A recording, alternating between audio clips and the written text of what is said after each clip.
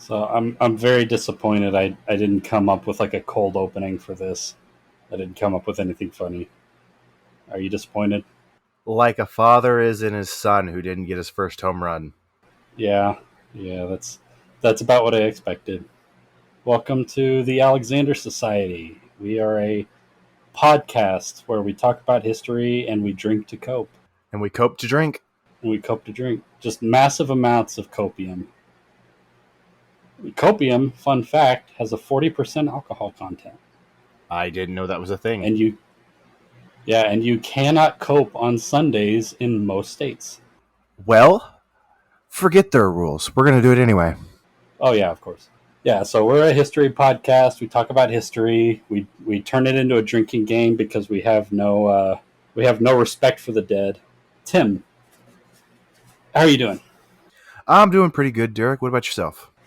I am stressed out beyond belief. I cannot begin to tell you how stressed out I am. I feel that I just got through with a very stressful week myself. Like last week, I was going through inventory at work at like 3 different stores, so it was not fun. Right. I am transitioning out of a job at the moment. I haven't had a day off in almost 10 days. Damn, dude. Yeah, I needed this excuse to drink very much. Yeah, Tim, what are you drinking?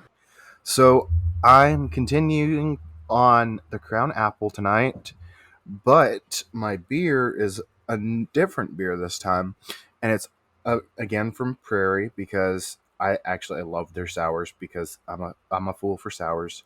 It is their pink guava funk, and is literally the sweetest like sour I've ever come across, and it's amazing. Okay, so my beer is going to be Breckenridge Brewery Vanilla Porter because I like vanilla and I thought it looked good.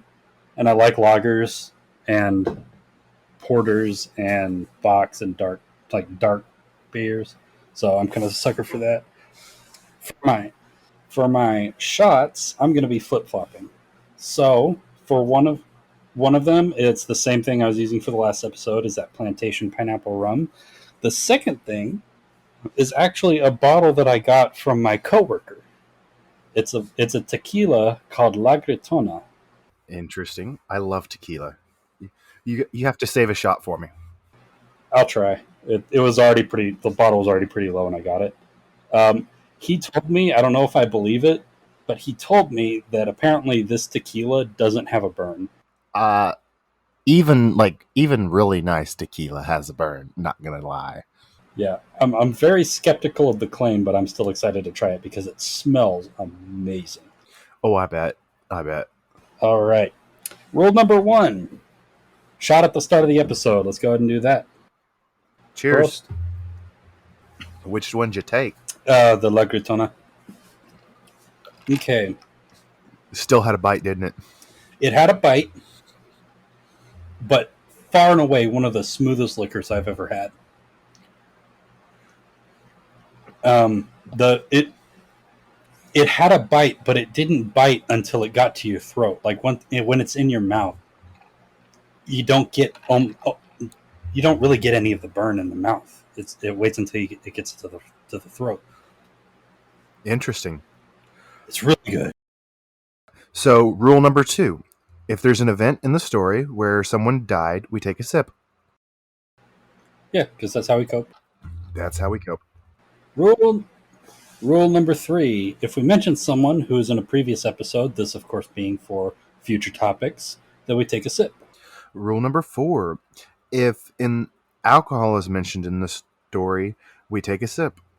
And rule number 5: if there is an event in the story where someone dies and alcohol is involved, we take a shot.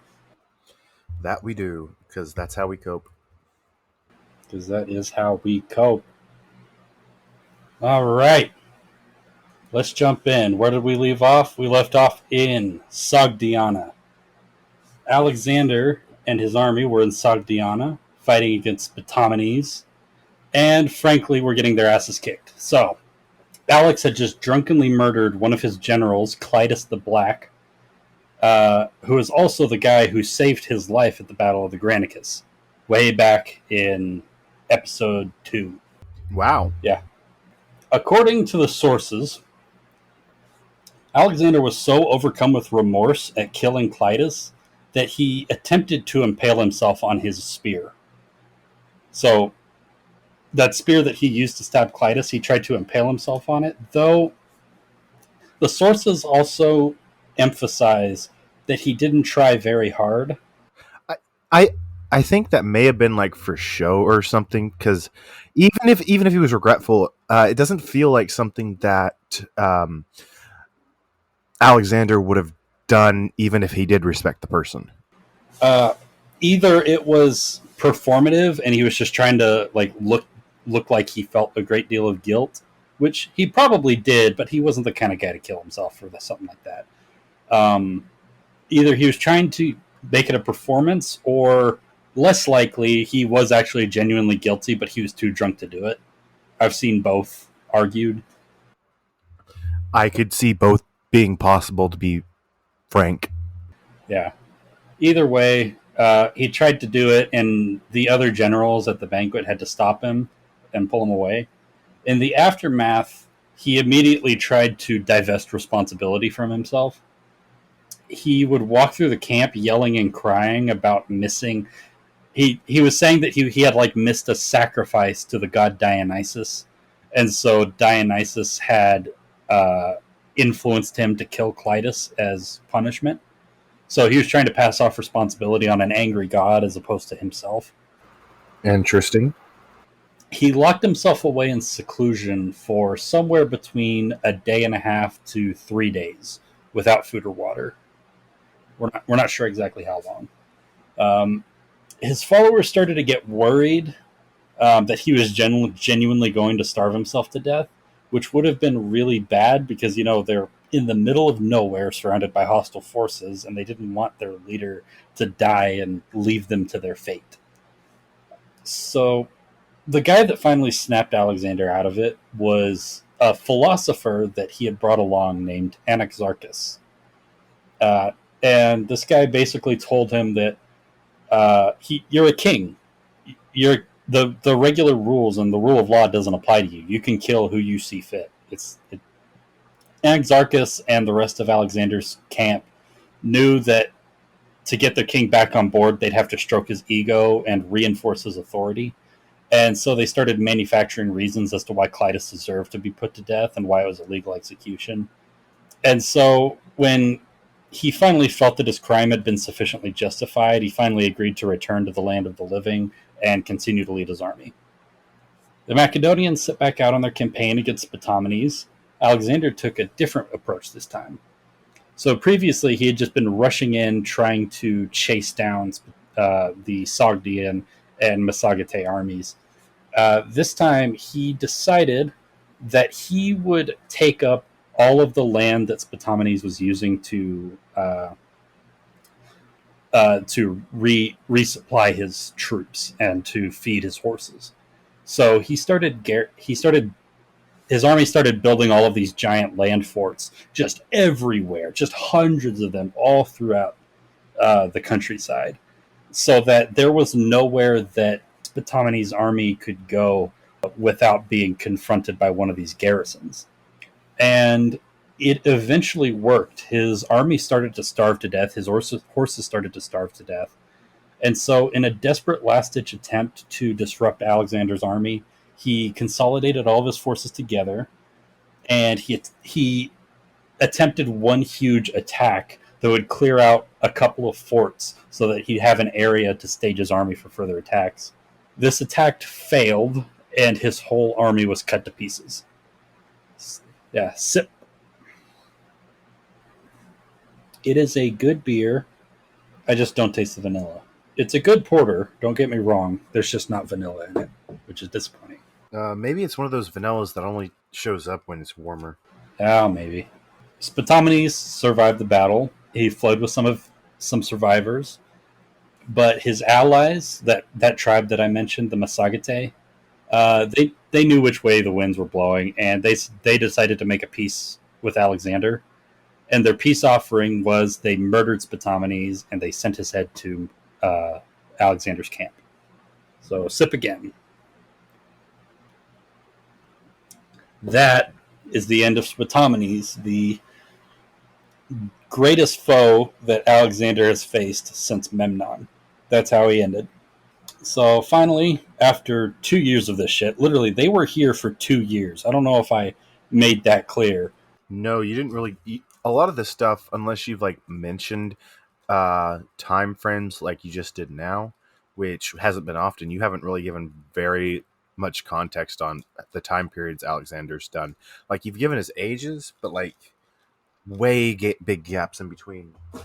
Yeah, so like to give you an idea, Alexander's army got from Egypt to Persia in less than a year, like all the way from Egypt through the Battle of Gaugamela, and then into Persia where he like burned, where he first sacked Persepolis. That period was, I think, just about a year.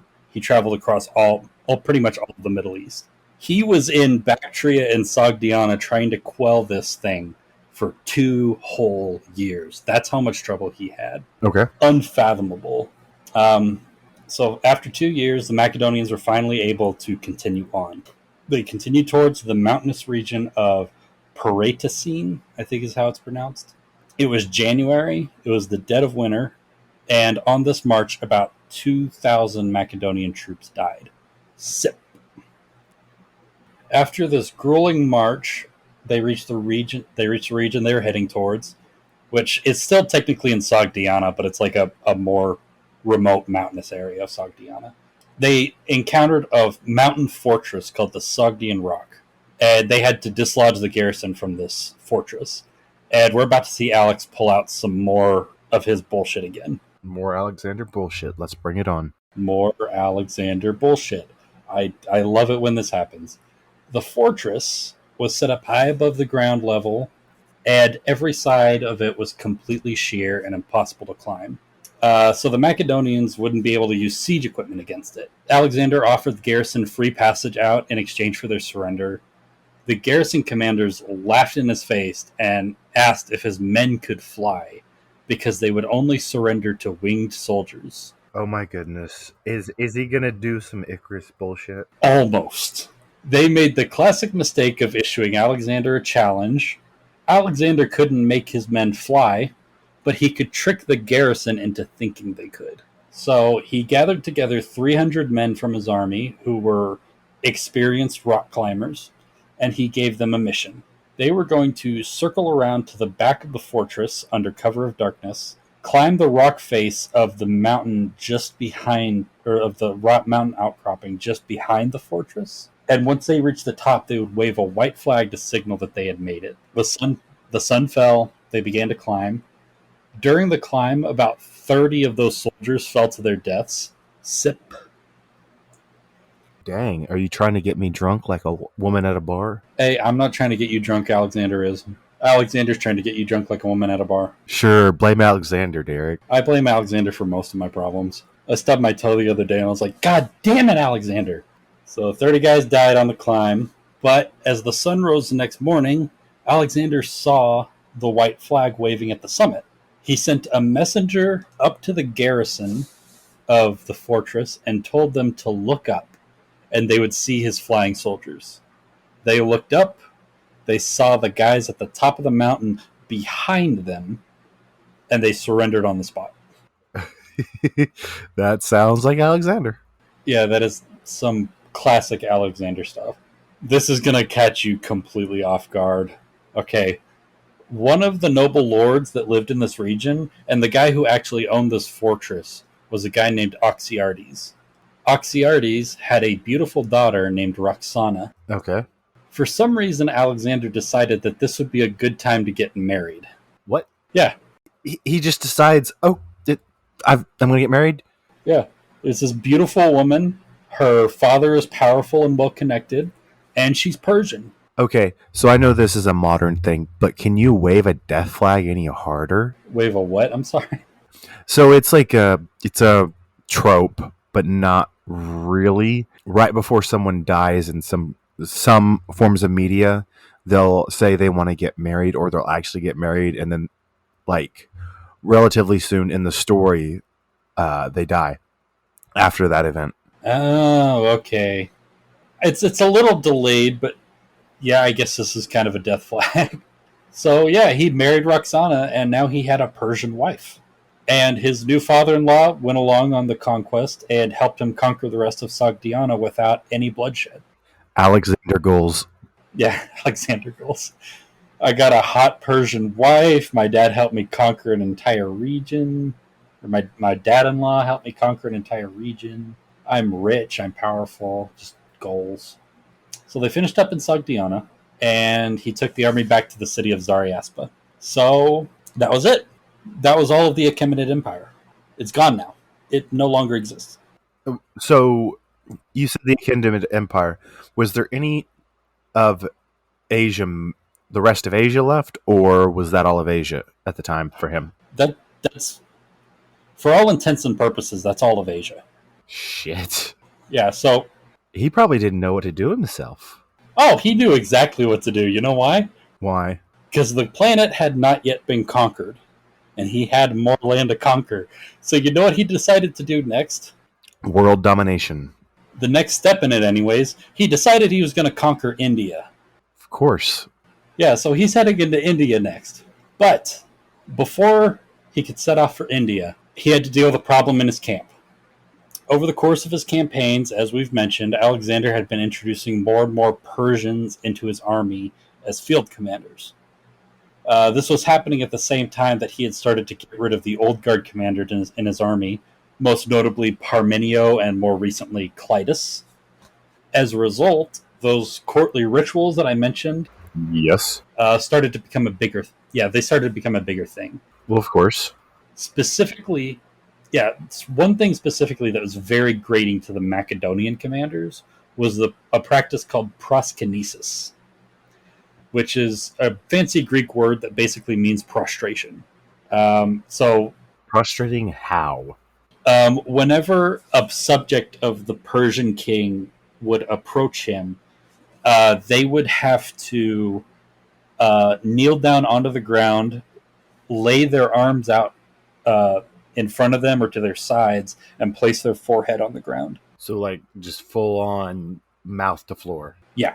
This was an important part of keeping his new Persian subjects loyal. He'd gotten a lot of, even though he hadn't fully gotten the loyalty of the Persian nobility yet, he still had a lot of them in his army and in his court now, and he had to keep them loyal by playing the part of the Persian king. Well, of course. But all of the Macedonians were constantly making fun of it. So whenever a Persian would come into court and they'd prostrate themselves in front of him, they'd all start cracking up laughing. And it made it very difficult to keep it like the solemn thing it was supposed to be. The Greeks saw it as a symbol of you only prostrated yourself before gods. And Greeks didn't think that kings could be gods. They could be demigods, but they were still mortal. And so it was both like they saw it as barbaric, they saw it as hilarious, but they also saw it as like blasphemous because they're like a human can't be a god. That's just something that Greeks all agree on. Humans cannot be gods. And this was Alexander trying to be a god. I'm assuming this is leading to more and more dissent with his men, right? Oh, we haven't even gotten to the big stuff yet. Oh, goodness. It's all building up. You can see the process. It's just piling on and piling on. Eventually, something's going to tip it over. Definitely. And we're going to get to it. So, to this point, Alexander's primary court historian, he's called a historian, really he was more like a propagandist. Okay. His court historian had been this guy named Callisthenes, who incidentally was also Aristotle's nephew. You think there was a little bit of good old boy there? I know it's before that, but like, hey, you're my tutor's nephew. Haha. It was partially that. It was partially that Callisthenes genuinely like had a career of his own and was sort of a well-respected philosopher by that point. Interesting. He was himself like a student of Aristotle, and basically all of the students that learned under Aristotle either went on to become great philosophers themselves or became Alexander the Great. Callisthenes had started to fall out of favor because ever since that incident with Clitus, he had started to prefer Anaxarchus, that other philosopher that I mentioned. He was starting to lift Anaxarchus up to like a more prominent position in court at the expense of Callisthenes. Well, of course. Yeah, Callisthenes saw that he was starting to lose his position with Alexander, and so he started looking for allies in the court, and he decided to align himself with the old guard generals. And he did that by taking a public stance against the practice of proskynesis. I bet that went over amazing with Alexander. Alexander was pissed Oh, I'm sure. because the whole point of proskynesis was propaganda, and his propagandist was against it and was constantly getting in the way of normalizing it in his court. So he decided to get Callisthenes out of the way. First, he wanted to isolate Callisthenes from his new allies and the old guard generals. This is going to be kind of confusing, so bear with me. So there's this practice in Greece called euristics, where a philosopher would show off his oratorical skills by making two speeches, one arguing for a point and then one arguing against the same point. Playing both sides of this fence, kind of. It's meant to demonstrate how well a person could speak and formulate a speech and formulate an argument by arguing the same point from two different perspectives uh, as successfully as each other. Um, so one night at dinner, Callisthenes had given a speech about the victories of the Macedonian army and the glorious and amazing things that the kingdom of Macedon had done under Alexander's leadership. And it was so well received that he got a standing ovation from all of his dinner guests. Like they were going crazy. They were cheering. They were yelling. They were throwing garlands at him. Um, Alexander decided to test Callisthenes' ego by challenging him to a little bit of euristics and challenging him to give a speech denouncing the Macedonians and Alexander's conquests. Callisthenes was a classic Greek philosopher, and just like pretty much every other Greek philosopher, his ego was too big to resist showing off how smart he was. So even though he should have known he was walking into a trap, he did it anyways. Well, of course. The speech he gave denouncing the violence and the discord of the Macedonian court, his speech was so good that it pissed off every single officer in the room. Nice. They started booing him and yelling at him and calling him a traitor. They started like throwing chairs and stuff at him. And the whole time that this was happening, Alexander was egging them on and claiming that Callisthenes had meant every word of it, even though it was just a little bit of like rhetorical practice. That's ingenious on Alexander's part. Oh yeah, Alexander was so smart. It's insane how intelligent he was, and it's a shame what he used it for. So now Callisthenes was hated by everyone in the Macedonian army, regardless of what their opinion of Alexander was. Pretty soon after that, Alexander discovered that there was a plot to assassinate him among several of his pages. And pages were they were officers in training. They were basically like cadets.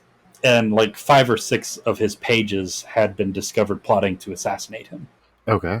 Alexander falsely accused Callisthenes of being part of the conspiracy, and with nobody in court to speak on his behalf because they all hated him, he was easily convicted. Well, of course. Yeah, the sources differ on what happened to him. Either he was hanged for treason, or he was locked in a cage and hauled along with the army for a little bit until he died of disease. So, sip. So yeah, he just killed his favorite teacher's nephew. And to Aristotle's credit, he would nurse a grudge against Alexander until the day Alexander died. Wait, Aristotle was still alive at this time? Oh yeah, he was still kicking around in Pella. So, this is someone who doesn't have a lot of history knowledge. I always kind of assumed, at least by this point in the story, like close to Alexander's death, Aristotle was already dead. No, because this was only like I can't remember how old Aristotle was when he taught Alexander, but this was only like this is less just about a decade removed from when Alexander was a student. Oh goodness. Maybe like 12 or 13 years since since he was teaching Alexander. So it hasn't been very long at all. But yeah, so Aristotle would nurse a grudge against Alexander, and it's even speculated that we're going to talk about this a little bit how Alexander died, but there's one theory that he was poisoned. And it's speculated that Aristotle might have actually had something to do with it, though the evidence is flimsy. But we'll get to that. So now Alexander wanted to begin on his next grand campaign, the conquest of India. And let's understand one thing about this situation. The Greeks didn't know shit about India. They knew nothing about India. Only one or I was about to say I can't imagine why they would know anything. It hasn't come up at all in this story, so I'm imagining it's brand new territory to them. it's practically fairy tale land to them. And I'm not even exaggerating. Like it was actually like a fairy tale land to them. So only one or two Greeks had ever made it as far as India in all of history by that point. And the stuff that they wrote about it was just some fairy tale stuff. It was Herodotus who was writing off of like other works about it. He claimed that the gold dust that India was famous for back then was mined by giant ants that were larger than foxes. What the fuck? Yeah. Another Greek named Ctesias, who did actually visit India on behalf of the Persian court. He did actually visit India. He wrote that there were people in India with tails and dog heads. That sounds racist.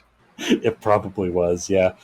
But everything that the Greeks knew about India was completely made up. So they were essentially going in blind. Before setting off to India, Alexander met with. He received several Indian princes from what's now like modern day West Pakistan. That their kingdoms were on the western side of the Indus River. They presented him with a bunch of gifts like gold and spices, and interesting to our story, 25 elephants. What? Yeah, he Alexander got some elephants as a gift from the Indian princes. This was the very first time that the Macedonians had ever seen elephants. Alexander was very, very fascinated by them, but the Macedonians were like his troops were terrified because well, here's 25 of them. What if the armies that we end up fighting have more? Yeah, think about that because it is going to come up again.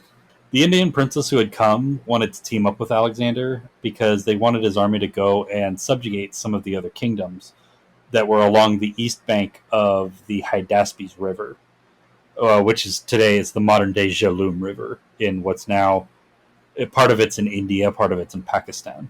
Okay.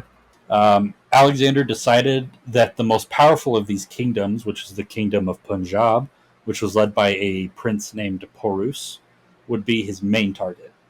So he just beeline for Porus. In the spring of 327 BCE, Alexander split his army in half and crossed the Hindu Kush Mountains. Hephaestion, along with their new ally, the Indian prince of the kingdom of Taxila, a guy named Ambi, they took one half through the Khyber Pass, which is this really famous pass. It's still like a big geopolitical thing in Afghanistan today. But they passed through the Khyber Pass. Alexander took the other half through north through the regions of Bajor and Swat along the Kunar River. So once they passed through their respective areas, they would rendezvous at the Indus River. Hephaestion's march ended up being uneventful, but Alexander ended up facing some extremely stiff resistance. He was marching through hill country, which is really difficult to fight on, and the tribes that he was fighting were some of the best fighters that he had ever encountered up to this point. Like The Indian tribes would constantly be giving them trouble all through this part of the campaign because they were, for some reason, Indian tribes people were just insanely good fighters. Um, During one of these fights, he was actually hit in the shoulder with an arrow. He had to besiege the city of Masaga, and when he finally subdued them, he massacred the entire army of the city, about 7,000 troops, along with along with all of the soldiers' wives and children. It's vile. It's awful. And Sip, And remember, kids, this is why you don't idolize ancient figures who are very famous because they're murdering douchebags. yeah, just don't idolize people with power. If they've got power, they're bad people. Just stop it. So after that, he moved north into the region of Chitral, still subduing tribes and cities as he went.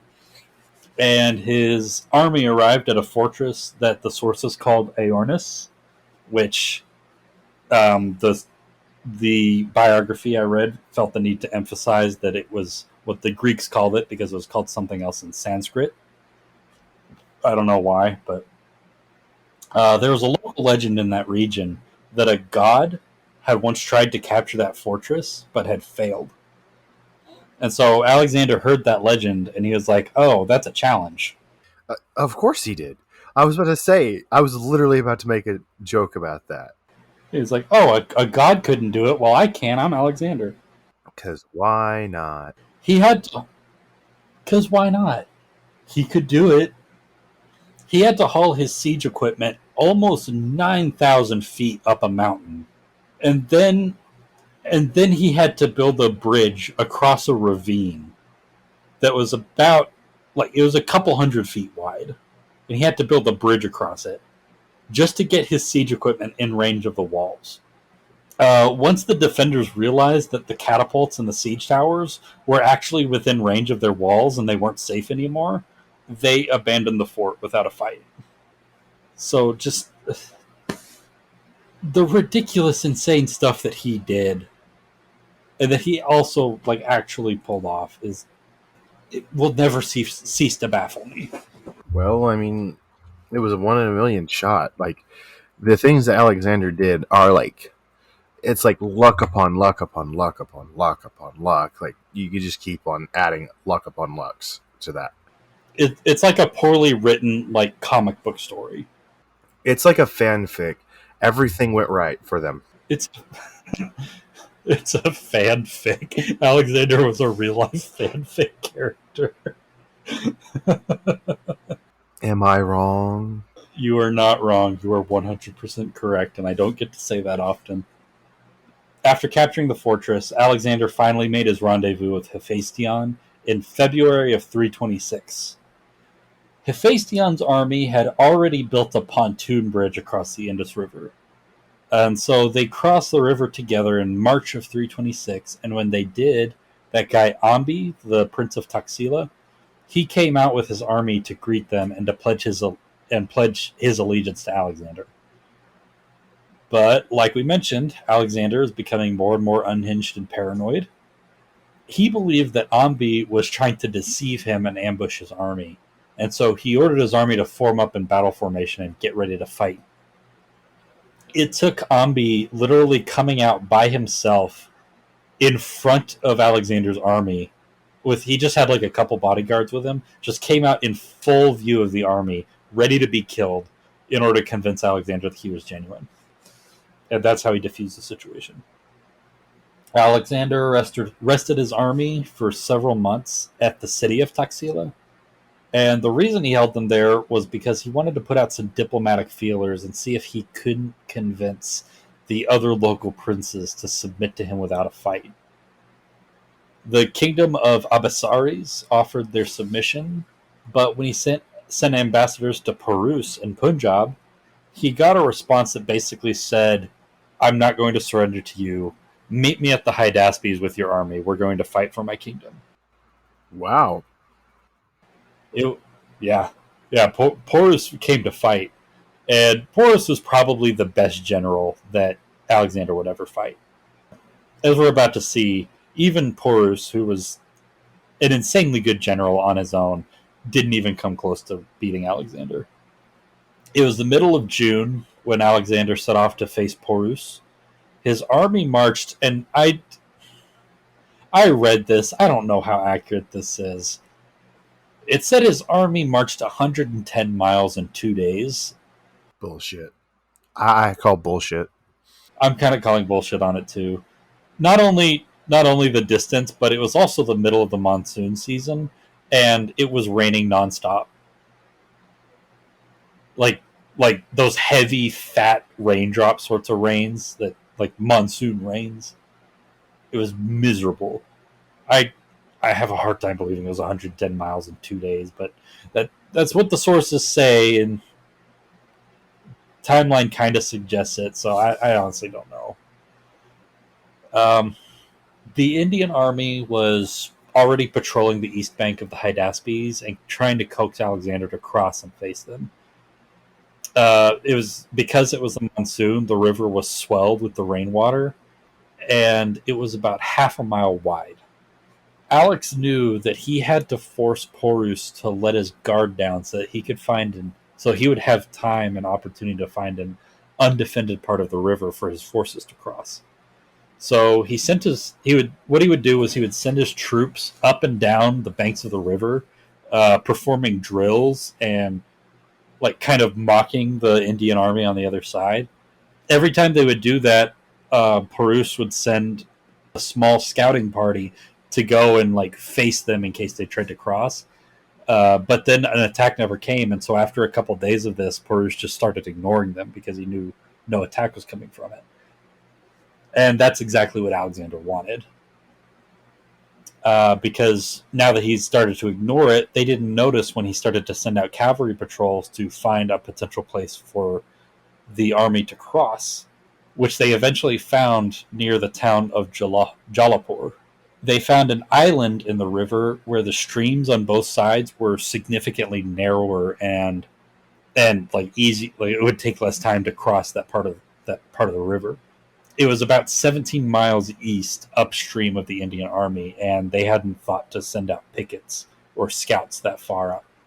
Alex left the bulk of his forces at the main crossing at a place called the Harimpur Ford, which was where Porus was putting the bulk of his army. He was expecting them to cross there. Meanwhile, Alexander was leading a force of about 5,000 cavalry and 10,000 infantry to cross at Jalapur. His plan was to cross with his force at night and catch Porus off guard. And then when the Indian army committed their troops that were guarding the river crossing, then that would give the other Macedonian force time to cross, and they could. And that what the situation that would put Porus in was that he would have to turn to face one of those halves of the Macedonian army, and so no matter which half he turned to face, his rear would be exposed to the other half. So no matter what he did, he'd be surrounded. We're not sure on the exact day, but it was in May of 326 BCE when Alexander began to cross his smaller force at 3 in the morning in the middle of a pretty nasty thunderstorm. Almost immediately, he ran into a problem. Once they crossed in their pontoon boats, they realized that they hadn't landed on the other bank of the river. They had landed on another island. Oh, goodness. Yeah, they didn't have time to carry the pontoons across that second island, so they just had to find a place where they could just walk through the river. Lovely. The only place they found that was shallow enough was neck deep. And because it was raining and it was a pretty big river, the water was rushing past so quickly that it swept at least a couple hundred men away and drowned them. So sip. But eventually, they finally made it across. He formed up his army, set up his cavalry on the right flank, his infantry on the left, groups of light troops at each end of the line, and some horse archers that he'd actually hired from Sogdiana out in front of his line in order to screen them as they pushed forward. So Porus's scouts saw the crossing as the sun started to rise, and they rushed back to tell Porus. So he sent his son, who was also named Porus. We had Porus Junior now. Sent his son out to lead a contingent of cavalry and chariots to hold off Alexander's forces. But the younger Porus was outnumbered, and during the skirmish, he and 400 other Indian troops were killed. And that's a sip. Do you remember Bucephalus, Vaguely. the horse that he broke? Yes, I remember now. Yeah, Bucephalus died during that fight. Aww, poor horsey.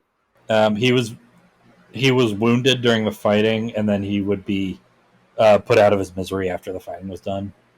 Alexander would later go on to name, I think, at least 3 cities after Bucephalus. That does not surprise me. Also, I'll give you the option whether or not you want to, but I'm counting this as a sip. I mean, technically, I'm going to do the sip, but technically, wouldn't he count as part of the mass deaths where he got injured anyway? Yeah, But Bucephalus deserves his own sip. Bucephalus deserves his own. Rest in peace, my boy Bucephalus. Pour one out for Bucephalus. Pouring out for my long-faced boy. When Porus found out his son had been defeated, he had to make a choice.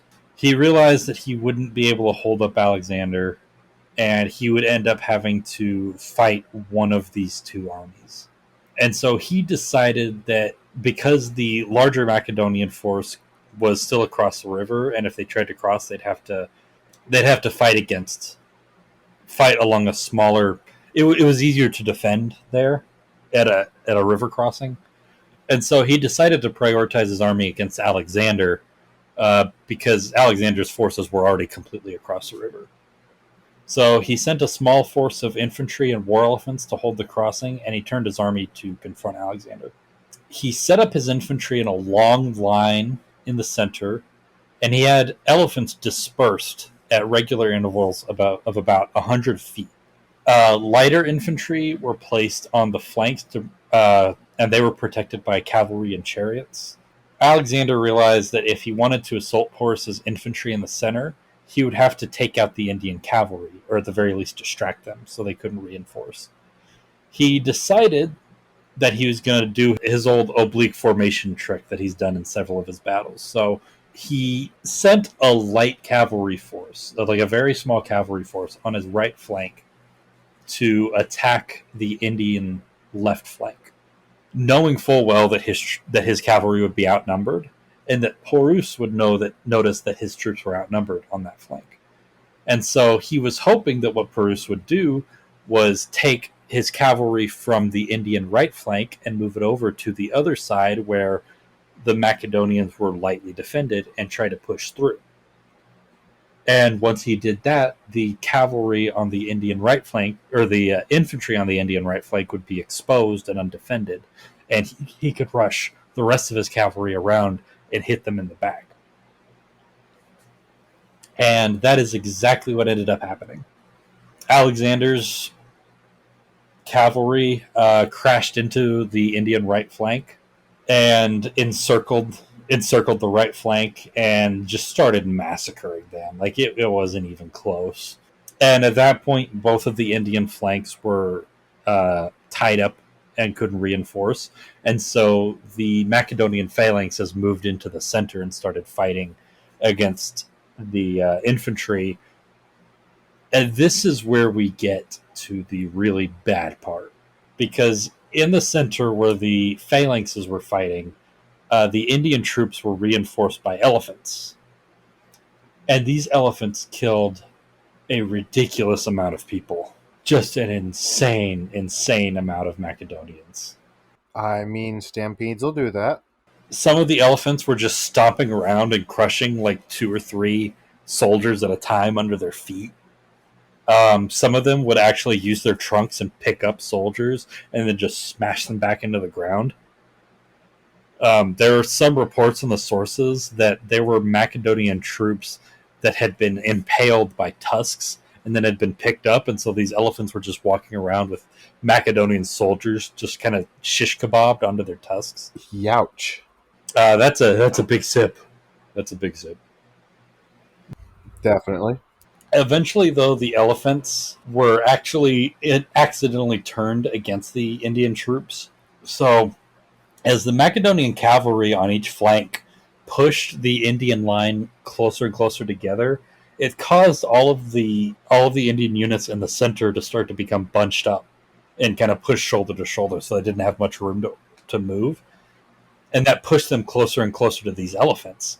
Okay. Of These elephants started to get claustrophobic because so many people were starting to gather around them, course. and they just started like stamping down and pushing Indian troops out of their way. That sounds about right. Yeah, and eventually these elephants had enough, and they started to just walk away. Like they stopped ignoring their, or they started ignoring their riders and just started leaving. When that happened, the Macedonians just started pushing further, more forward, more forward, more forward, until finally they reached all the way around and completely surrounded the Indian army. Damn. So you remember in several of these battles, a lot of the casualties came from when a Persian army would break, they would start to run away, and that's when they would be chased down and killed. Yeah, I remember you telling me about that. At this battle, the Indian troops had nowhere to run. Well, of course not. They were completely surrounded on all sides. By the end of the battle, 20,000 Indian troops had been killed, Jesus Christ. including both of Porus's sons. But this was also one of the most devastating battles on the Macedonian side of the entire campaign. It makes sense. Accurate numbers put it at about 4,000. There are a lot of different numbers, but the lowest one from the actual source, like the first-hand sources, don't put the Macedonian killed at less than 1,000, which is like compared to like past battles. If you go back and look at those numbers, This is like hands down one of Alexander's worst defeats we've seen so far, at least on estimates, like honesty. yeah, like a couple orders of magnitude worse Macedonian casualties than like the Battle of the Granicus. Also, sip for that whole battle. After the battle, Pyrrhus offered his subjugation to Alexander. Alexander was so genuinely impressed by how good a commander Pyrrhus was that he offered to allow Pyrrhus to keep his crown and keep his throne. I don't know if I believe that. No, it actually happened. Um, and he would rule. So, everything you've told me about Alexander, even if he's impressed, I don't see him saying that. Well, he was impressed with Pyrrhus not as like an equal, but as just a commander in his own right. And so he said that Pyrrhus could keep his crown if he served as Alexander's satrap in India. So he would be Alexander's subordinate and keep his throne. It did actually happen. I promise. That's one of those things that's indisputable. It definitely happened. Well, I meant more in the sense it just feels out of character. I don't think it's out of character. It's like with when Darius died. The big thing, Alexander had a very deep respect for titles, and he didn't have respect for people just because they had a title. But if they had a title and they actually like lived up to it, if they represented like what that title was supposed to represent, then he had a very deep respect for that person. Even if he was trying in the process of like trying to kill them or usurp their throne or whatever. And so it was very much in character. He was always very big on like if a person has a title, if a person has ordained authority, then they're deserving of a certain level of respect just for that, even though they don't deserve as much respect as I do. I guess it's kind of the reason why I felt it was out of character is the way you said it at first, maybe? I'm not sure. But yeah, so he'd keep his throne, but it would still be understood he was Alexander's subordinate.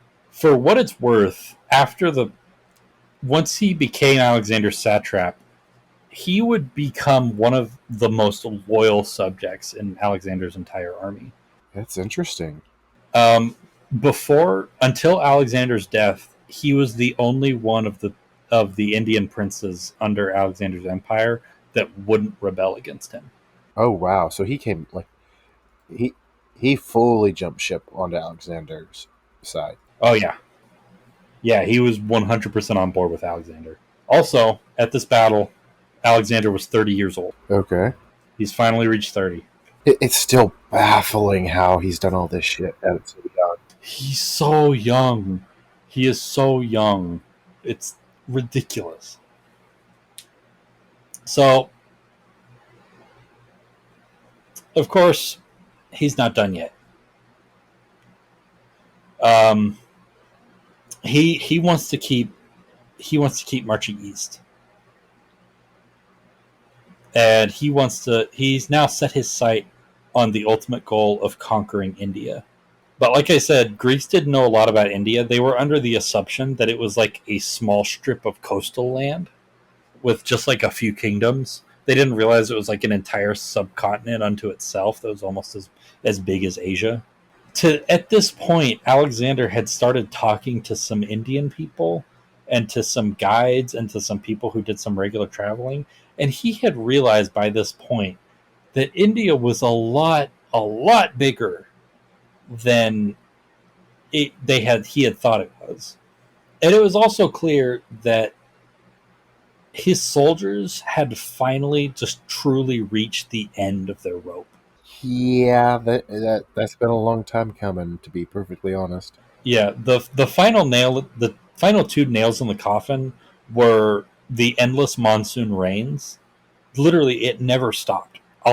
Through all of the stuff we've been talking about ever since we were at Taxila, it's been raining constantly, and with just no break in it. Jeez. And the second nail, the final nail, was the elephants. I can imagine.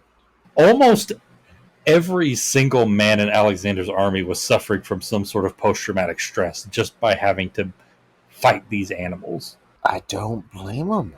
Yeah, I can't. Can you imagine, like, just seeing a guy impaled with a tusk and then a couple more guys crushed under an elephant's foot and wondering if you're going to be next? How do you come out of that and not be fucked up? It's and But yeah, they're at the end of their rope. They were almost very obviously almost to the point of mutiny.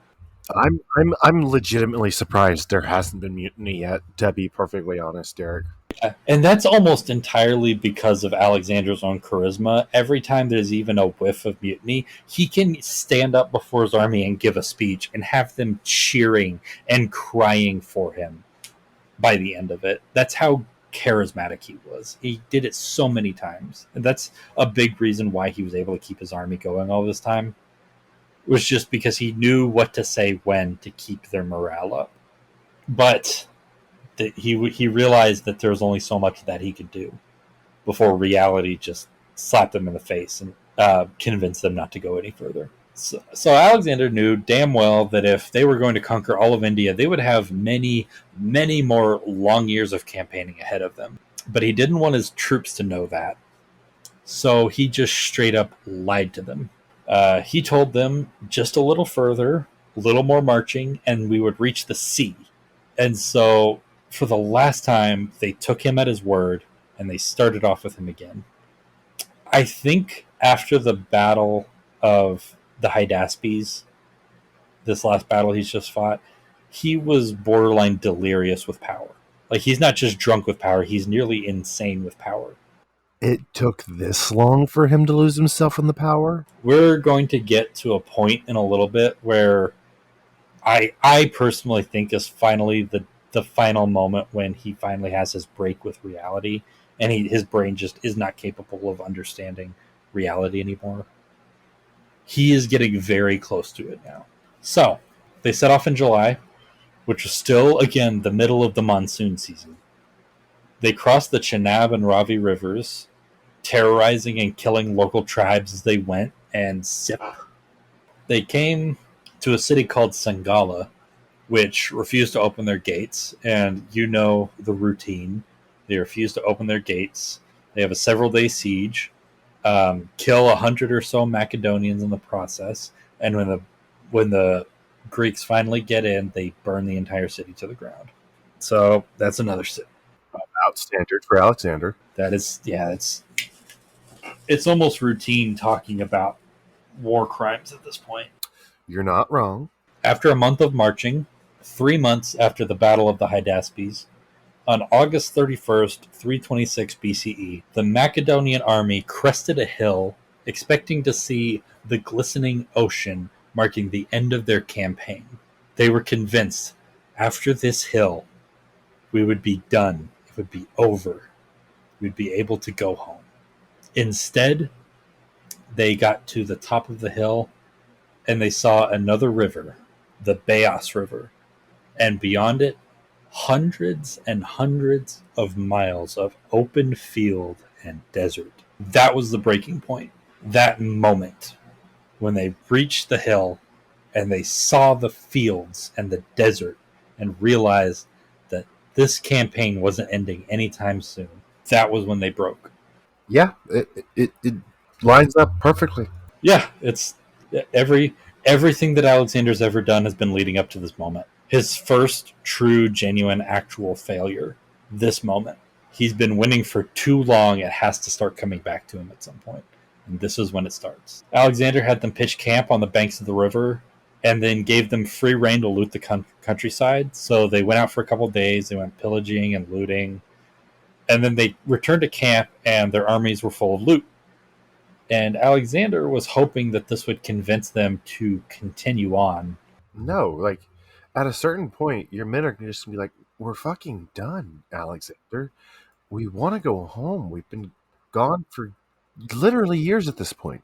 Yeah, and the best example of like where their state of mind was, they still had like a genuine love and respect for Alexander, but their minds were physically incapable of carrying them any further.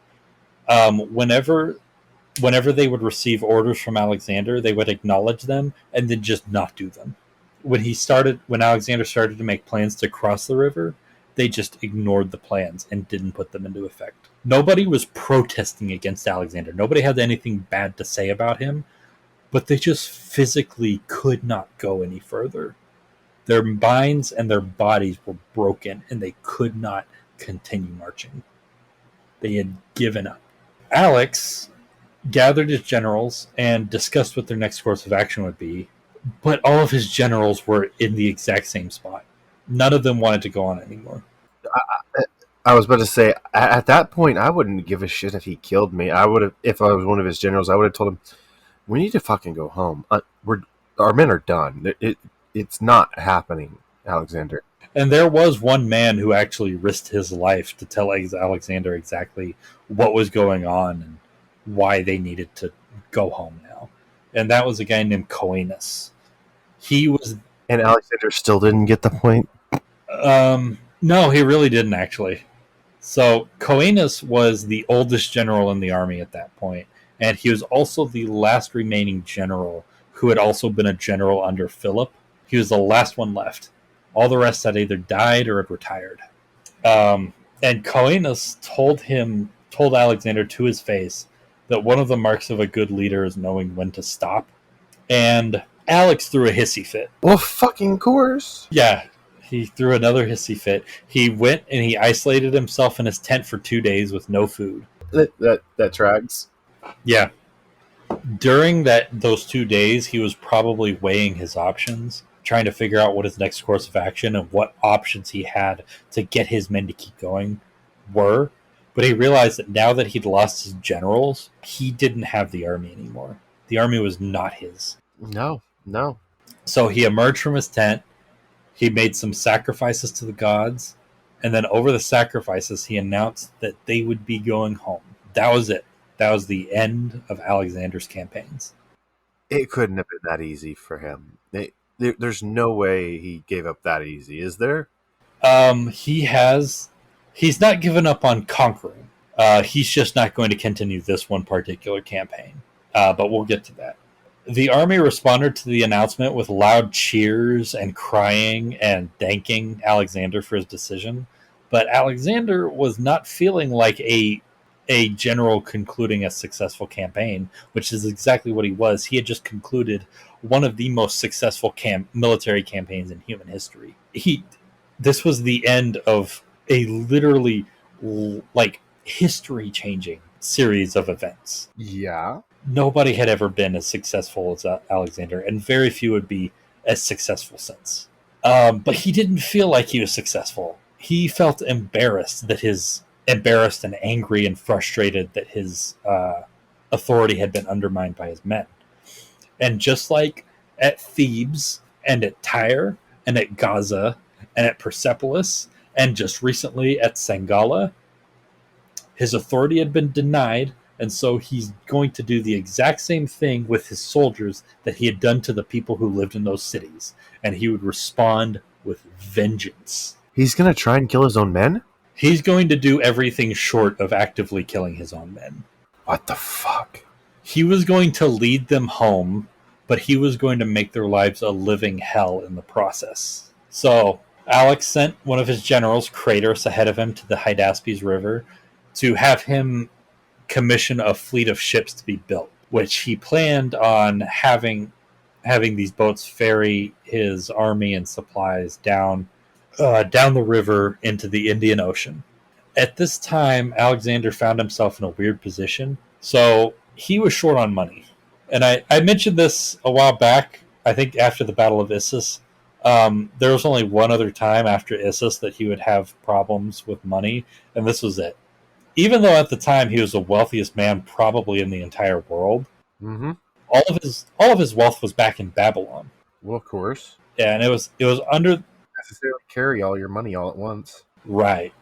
And it was under the care of his treasurer, a guy named Harpalus. Despite the fact that Alexander had repeatedly requested additional money, Harpalus hadn't been sending it. Why? Because Harpalus was embezzling.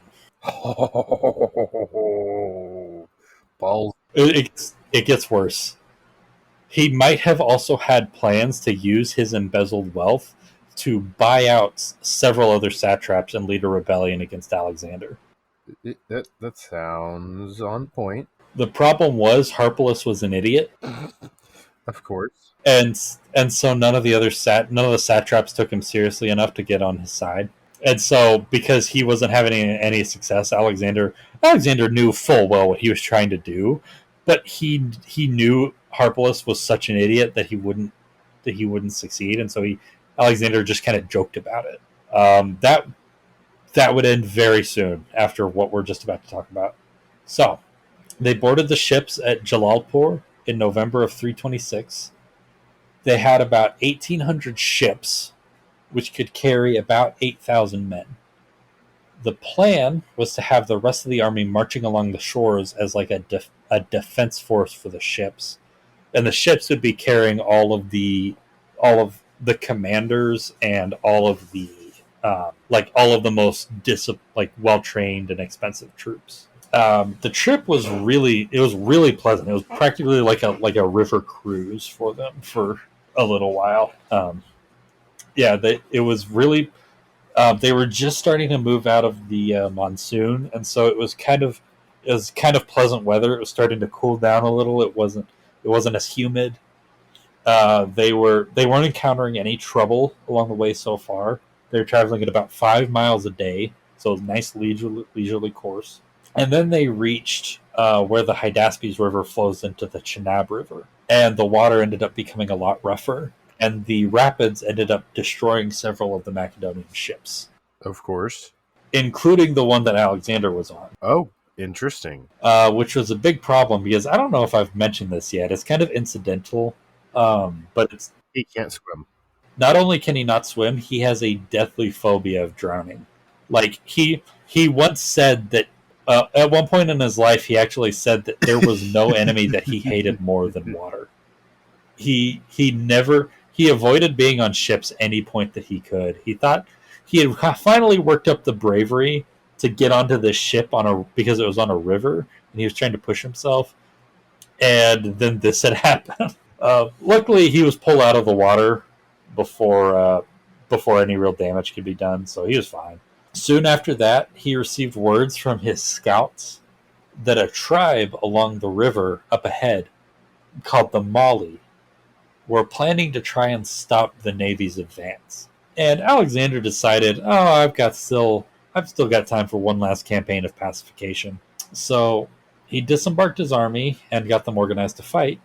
But of course, his army was having none of it. His army made it clear that they were done already, and he tries to fight another battle. That fucking dumbass. Not just a battle, a campaign, like multiple battles. Like they'd be marching around places. Oh. And so they threatened a mutiny. They just wanted to get home. They didn't want to waste any time or any lives on another campaign.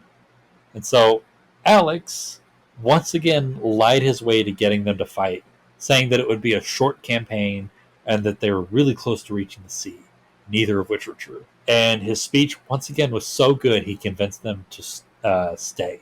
This campaign, Please tell me this is the last time he lies to his troops and gets them to do shit like this. no, this is not the last time he does it. Yeah, I agree with you. This campaign was brutal. And when I say brutal, I'm not exaggerating. Like, there are no words to describe the absolute bloodbath that this campaign was. Because there's something strange that happens to soldiers. And this isn't just Alexander's army, this is every single army in human history. When soldiers start to get exhausted and anxious and homesick, they become more violent and bloodthirsty. They become berserkers. Yeah, the more desperate a soldier becomes, the more willing he is to just kill anything that comes in front of him. Everywhere that Alexander's army went during this campaign, every single village they came across was just wiped off the map. Entire villages, entire towns, entire families, entire armies, so many people. Also, I guess sip. I know I need a sip for this because this was painful to read. It's painful to talk about. Just imagining this situation from like the Malians' perspective. At the same time that they were becoming more bloodthirsty towards like civilians, they were also becoming more timid in actual combat. Interesting. So it was kind of a combination of like they needed something to take their frustration out on, and they took it out on the people that they were fighting against. But then when they actually got into a fight, they just wanted to go home. They didn't want to die anymore. They weren't willing to put their lives on the line, and so they resisted fighting any chance that they got. That's what happened when they besieged the Mali capital city of Malian. They had broken through the exterior part of the town and were besieging the citadel. Alexander had ordered his phalanx to take ladders up to the wall, climb over, and to engage the Malians at the citadel, and they refused. They absolutely refused to go and assault the wall, even though it would have been really easy for them because Malians were down to scraping the barrel as far as manpower goes. But they didn't want to fight. They didn't want to risk it anymore. They weren't willing to. Alex was so annoyed that he took one of the ladders from his troops and he went up to the wall himself. He climbed up to the top of the wall and he started hacking away at the defenders. He started fighting just by himself. Also Sip, because he did actually end up killing a few people. So as he's doing this, his men realize that, oh my god, my king's trying to fight an army by himself. And so they start to panic and they start running up the ladders after him. But so many men clump up onto these ladders that it weighs them down until they all shatter. And so now they don't have ladders. So now Alexander is just trapped in the citadel. It's just him and like two other soldiers just fighting for their lives against the entire Malian garrison army. So the Macedonian troops, they started to try and beat down the main gate of the citadel. While Alexander was fighting, he was shot through his chest plate armor with an arrow, which entered into his lung, Oh, good God. and he collapsed. Once the Macedonian troops broke through They saw what had happened to him, and they went on a killing spree. They killed every single person that was in the citadel, not just the soldiers, but all of the men, all of the civilian men, the women, and the children. Everybody in that citadel died, and that's a sip. Alexander was taken back to his tent, and his physicians immediately worked to save his life. Word spread around his army that he had already died. He ended up being unconscious for a week, and the entire time they were like physically having to clot up the blood coming out of his chest by hand. So somebody had to be by his side 24/7, keeping their hand on his chest to keep him from bleeding to death. But after a week, he finally woke, and he wrote a letter to his troops telling them that he was alive. But by this point, they were so delirious with grief and panic that they just absolutely refused to believe that the letter was real. And they were about to riot. Like, they were panicked, they were scared. And so he realized that they would have to actually see him, like, in person. And so, even though he was so weak that moving him might actually have killed him, he ordered that he be put on a stretcher, and then that stretcher put on a platform so that his troops could see him up in the air. He was brought out. At first, his troops didn't actually believe it was him.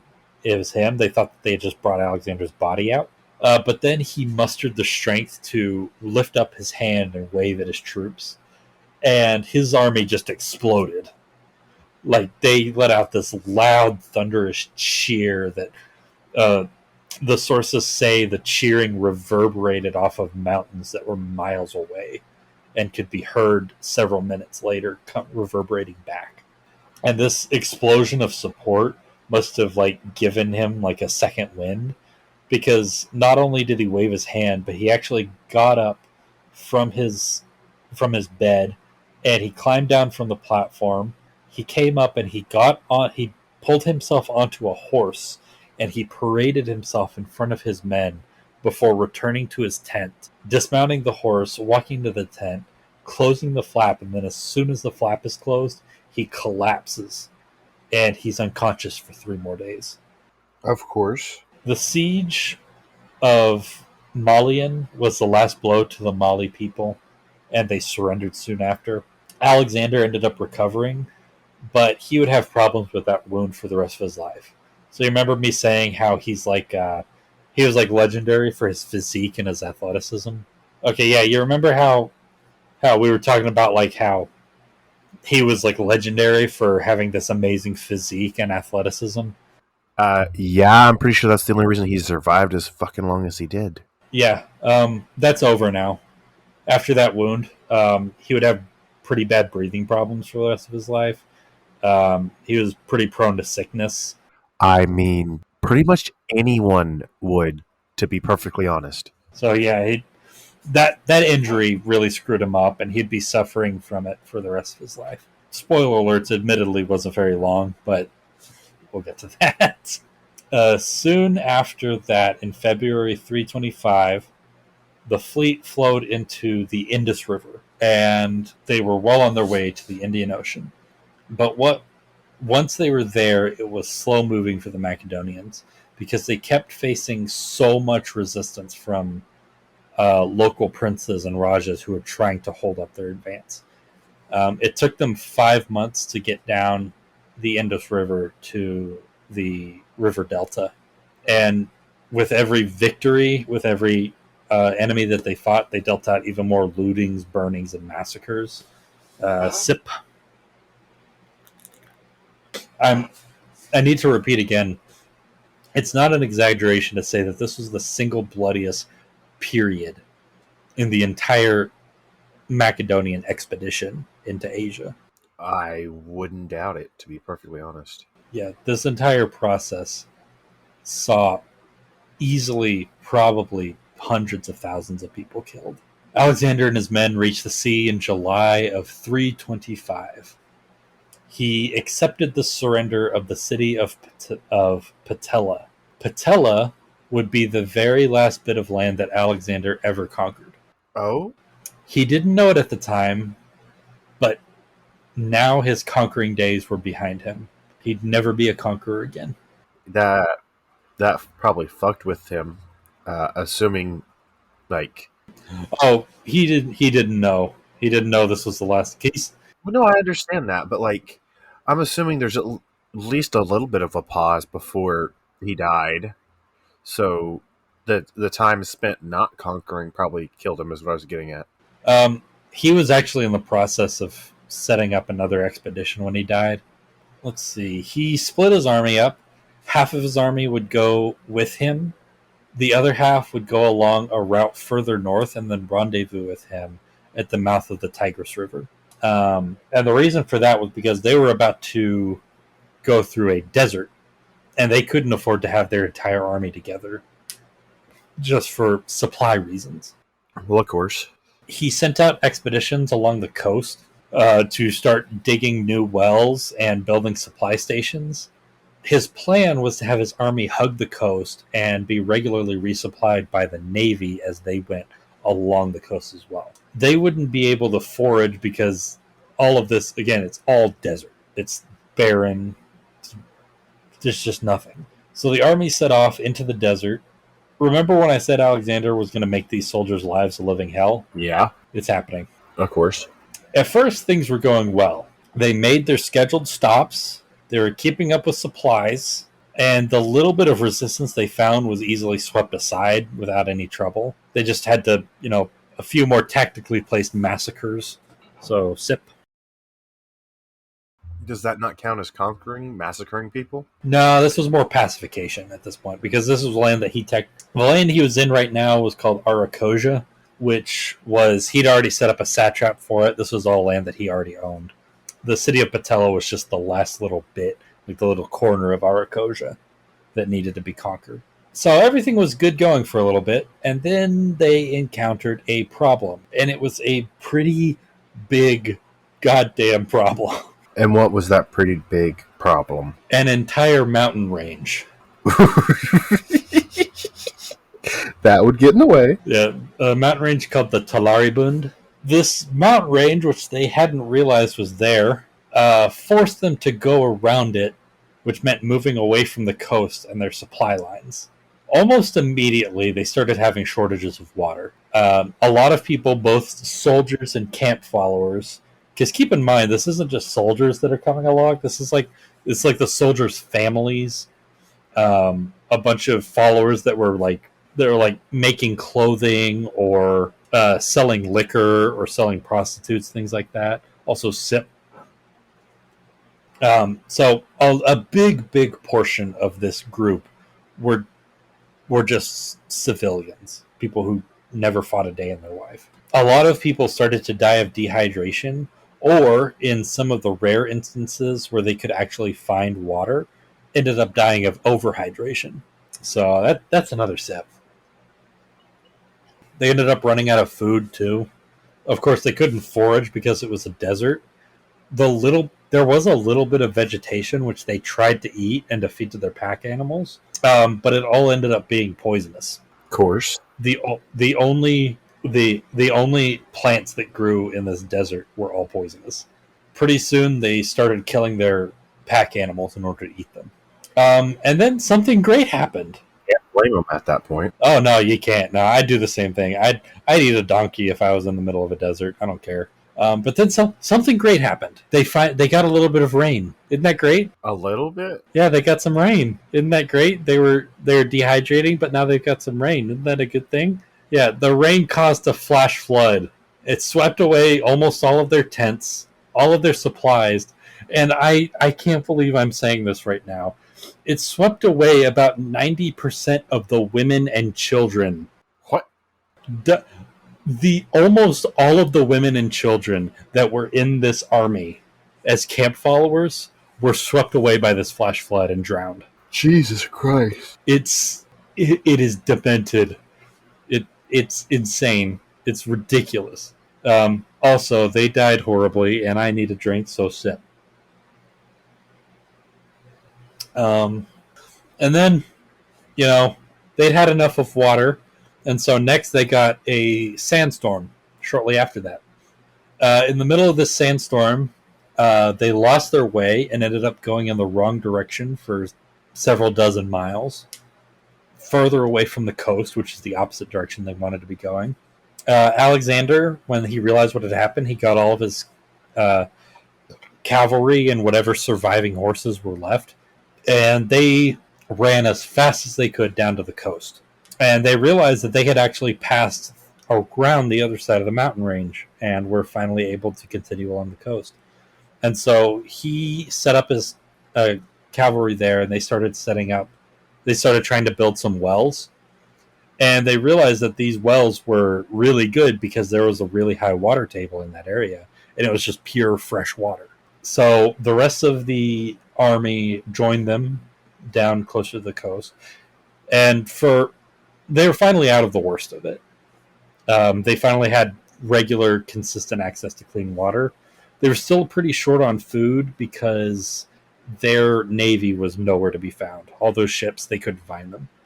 What? What do you mean you couldn't find them? It just wasn't there. It was somewhere else. Did they just abandon them? Yeah. Well, because they had gotten separated from the fleet that was traveling alongside them along the coast. They had gotten separated when they had to go around the mountain range. And so when they came back around, the fleet, something else had happened to the fleet. I'm not really sure what exactly they got.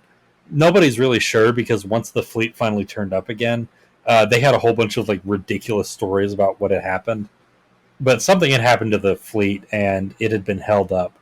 And so it wasn't there when Alexander's army came back over.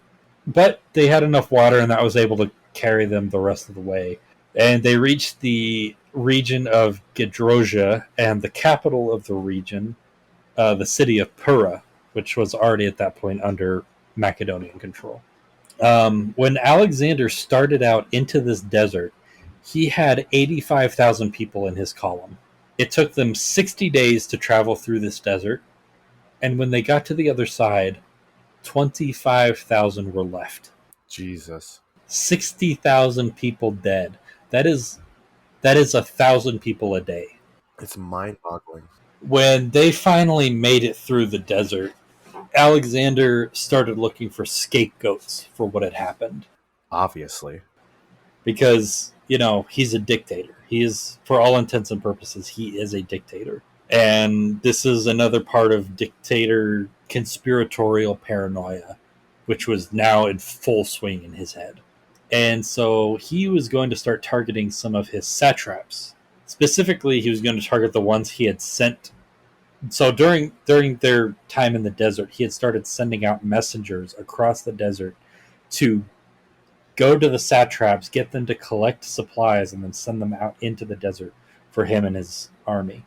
Of course, that was a logistical feat that even he wouldn't be able to pull off, especially from his position. It would have taken months for them to get any supplies out into the middle of the desert, especially in the numbers that he was requesting. So it was an impossible task from the beginning. But once he made it out, he decided that everybody who failed his request would be punished. And so he decided to do the classic dictator guy thing and have himself a good old-fashioned purge. So yeah, we're going to go purging now. Jesus. How much further is Alexander going to sink before his death? It's going to get worse, isn't it? Oh man, I can't even put it into words how much worse it's going to get. Continue. First thing he did was he sent a letter to the satrap of Arachosia, which is where this desert was that was the region this desert was located in. This guy named Apolophanes. It turns out that by the time that his letter had gotten there, Apolophanes had already been killed in a rebellion. So that's another sip. Lovely. So he didn't get to purge Apolophanes. But next he started to make plans to get rid of Harpalus, his treasurer in Babylon who was embezzling. So he started to make plans, but he didn't have anything solid yet. The army carried on from the city of Pura and reached the region of Carmania, which was ruled by a Persian satrap named I knew I would screw this up. Astaspes. His name was Astaspes. Alex knew this guy had plans to rebel. He'd been pretty sloppy about organizing his rebellion for a while, and so when Alexander showed up, shortly after his arrival, he had this satrap summarily executed. No trial, just taken off to the side and stabbed to death. So, while he was in Carmania, he sent out calls for a general meeting of the eastern satraps and requested the presence of several of them. Two guys, Cleander and Sitalkes, who at the time were co-satraps of the region of Bactria in Ecbatana. They arrived to Alexander, who, as soon as they arrived, he had them both arrested. And after a show trial, they were both executed. So that's another sip. Damn, he's just going on a murder spree, isn't he? Oh yeah, that one was specifically targeted to try and secure the army's loyalty a little bit more, because Cleander and Sitalkes were the two guys who killed Parmenio. So they were the ones who carried out Alexander gave the order for Parmenio to be killed. Cleander and Sitalkes were the two guys who carried it out, and so he was. They were the scapegoat. Yeah, he scapegoated them. Finally, he got all of his ducks in a row, and he called for Harpalus to join him. But Harpalus, as dumb as he was still smart enough to know what was about to happen. And so he fled to Athens. He just left Asia, and he went back to Greece, and he went and sought asylum in Athens, which he got because, incidentally, he had bribed members of the Athenian assembly to give him citizenship in Athens. Well, okay. Using money from Alexander's treasury. Balling. And he did that specifically because he knew eventually Alexander would catch up to him and he'd have to go and run somewhere. That's pretty much the last we hear from Harpalus. He does some other stuff, but it's not important to our story. The fleet, remember that fleet we said disappeared? It finally caught up with Alexander in December of 325. And they had their own whole story to tell about these fighting sea monsters and pirates and stuff like that. It was all bullshit. They just got lost for months. Of course. Keeping in mind, this is the Gulf of Arabia. There was nowhere for them to get lost at. Oof. Because it's a narrow strip of water that only goes in two directions. You could either go north towards a rock, or you could go south out to the Indian Ocean. There's no other way to go. That's a big fail on their part. It was so silly. They set off towards Persepolis in January of 324. When on their way to Persepolis, they arrived at the city of Pasargadae, where Alexander had yet another satrap executed. Another Persian named Orsanes, who was the satrap of Persis. So that's another sip. These rapid fire sips are going to get me. Oh yeah, me too. Do you remember Bagoas? Vaguely. He was the eunuch that Alex was gifted as a sex slave. Oh, yes. Yes. Yeah. So when Alexander showed up to the court of Orsanes in Pasargadae, Orsanes had apparently insulted Bagoas. So when they arrived, Orsanes brought gifts for everybody, for Alexander and everybody in Alexander's entourage. But he didn't give anything to Bagoas. And so Bagoas complained about it, and Orsanes said, "Oh, these gifts are for Alexander's friends, not for his harlots." Ooh. So as revenge, Bagoas spread a rumor that Orsanes had looted the tomb of Cyrus the Great. Oh, shit. Alexander was so pissed off by the idea of the tomb of Cyrus being desecrated like that, that he didn't even question it. He just had Orsanes killed. Sounds like Bagoas had the last laugh. Oh, yeah. February 324, they finally made it to the city of Susa. This was where his purge would finally end. He ordered the execution of the satrap of Susa. I think this guy's name is pronounced Abulites. It's spelled Abulites. But this guy and his son, this guy, the satrap, and his son were both executed. So that's one more sip for the purge. So now, Alexander had pretty well gotten rid of all of the rebellious elements in his empire, and he had the power, like he had garrisons in place that would be able to preserve the composition of his empire. The He had systems in place to make sure his empire didn't fall. right, and so for all intents and purposes, Asia was thoroughly pacified. Asia was his, and so now he could set to work reforming his empire and planning his. He set to work reforming his empire and planning his future conquests. He established the new capital of his empire at Babylon because it was a central area in his empire, and it was kind of becoming like the religious center of his own personal deities. Like he, this entire time he had been making regular sacrifices to Marduk, the god of Babylon. Yeah. And so it was already really important to him spiritually, and he wanted that spirituality to be the center of his new administration. And so Babylon was the obvious choice.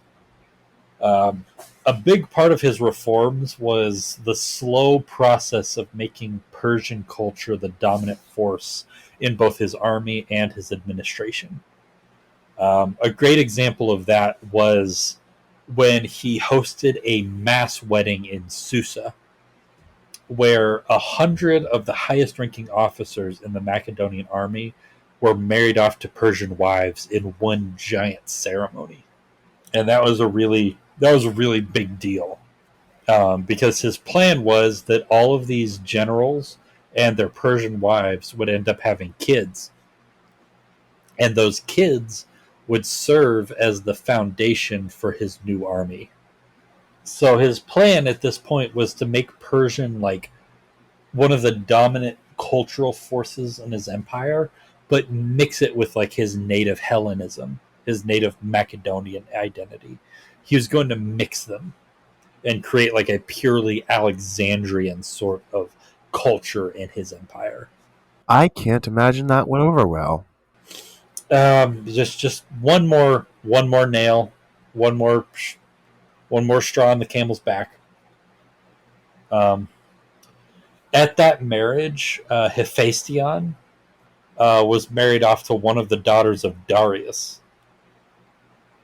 And a lot of people noticed that Alexander was already being referred to as the heir to Darius and an adopted member of Darius's family. And so they saw this as Alexander marrying Hephaestion into his family, which means that Hephaestion would be his heir, the guy to succeed him if he died. And that was starting to rattle the nerves of a lot of the blossoming anti-Alexander nobles back in Macedon. So that's going to become a big thing.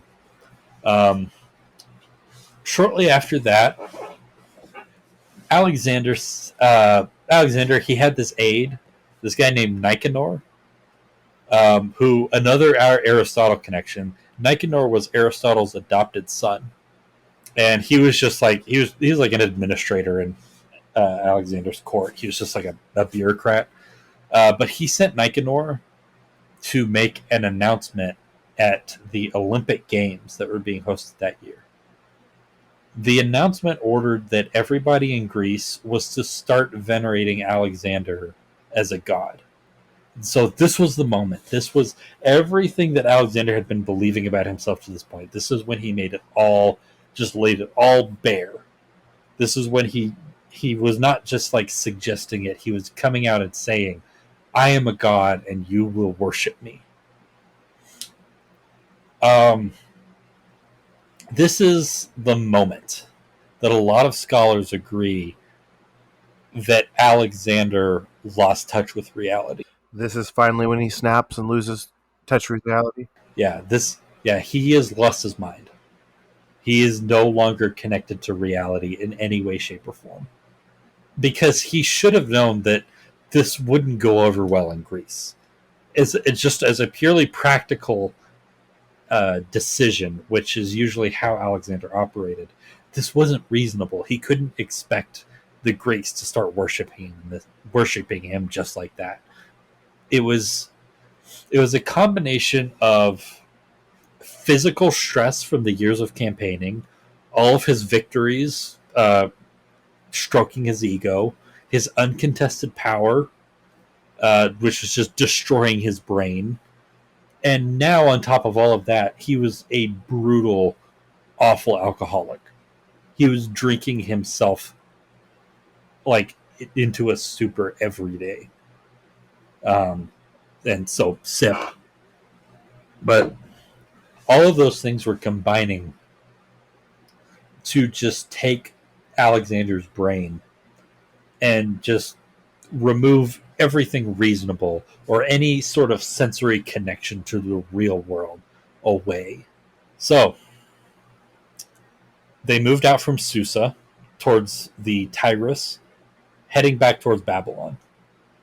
They stopped at the city of Opus, and this is the last awful thing that he does to his army.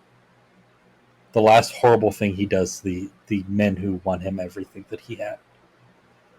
While Alexander was there, he made an announcement. He said that all of the men in the army who he decided were too old to remain in service would be dismissed. Which, on the face of it, sounds reasonable. Like, the guys he was dismissing were mostly veterans. So guys who had aged out and were out, who had left their contract and were just kind of along for the ride. But you have to remember what the soldiers' perception of this was.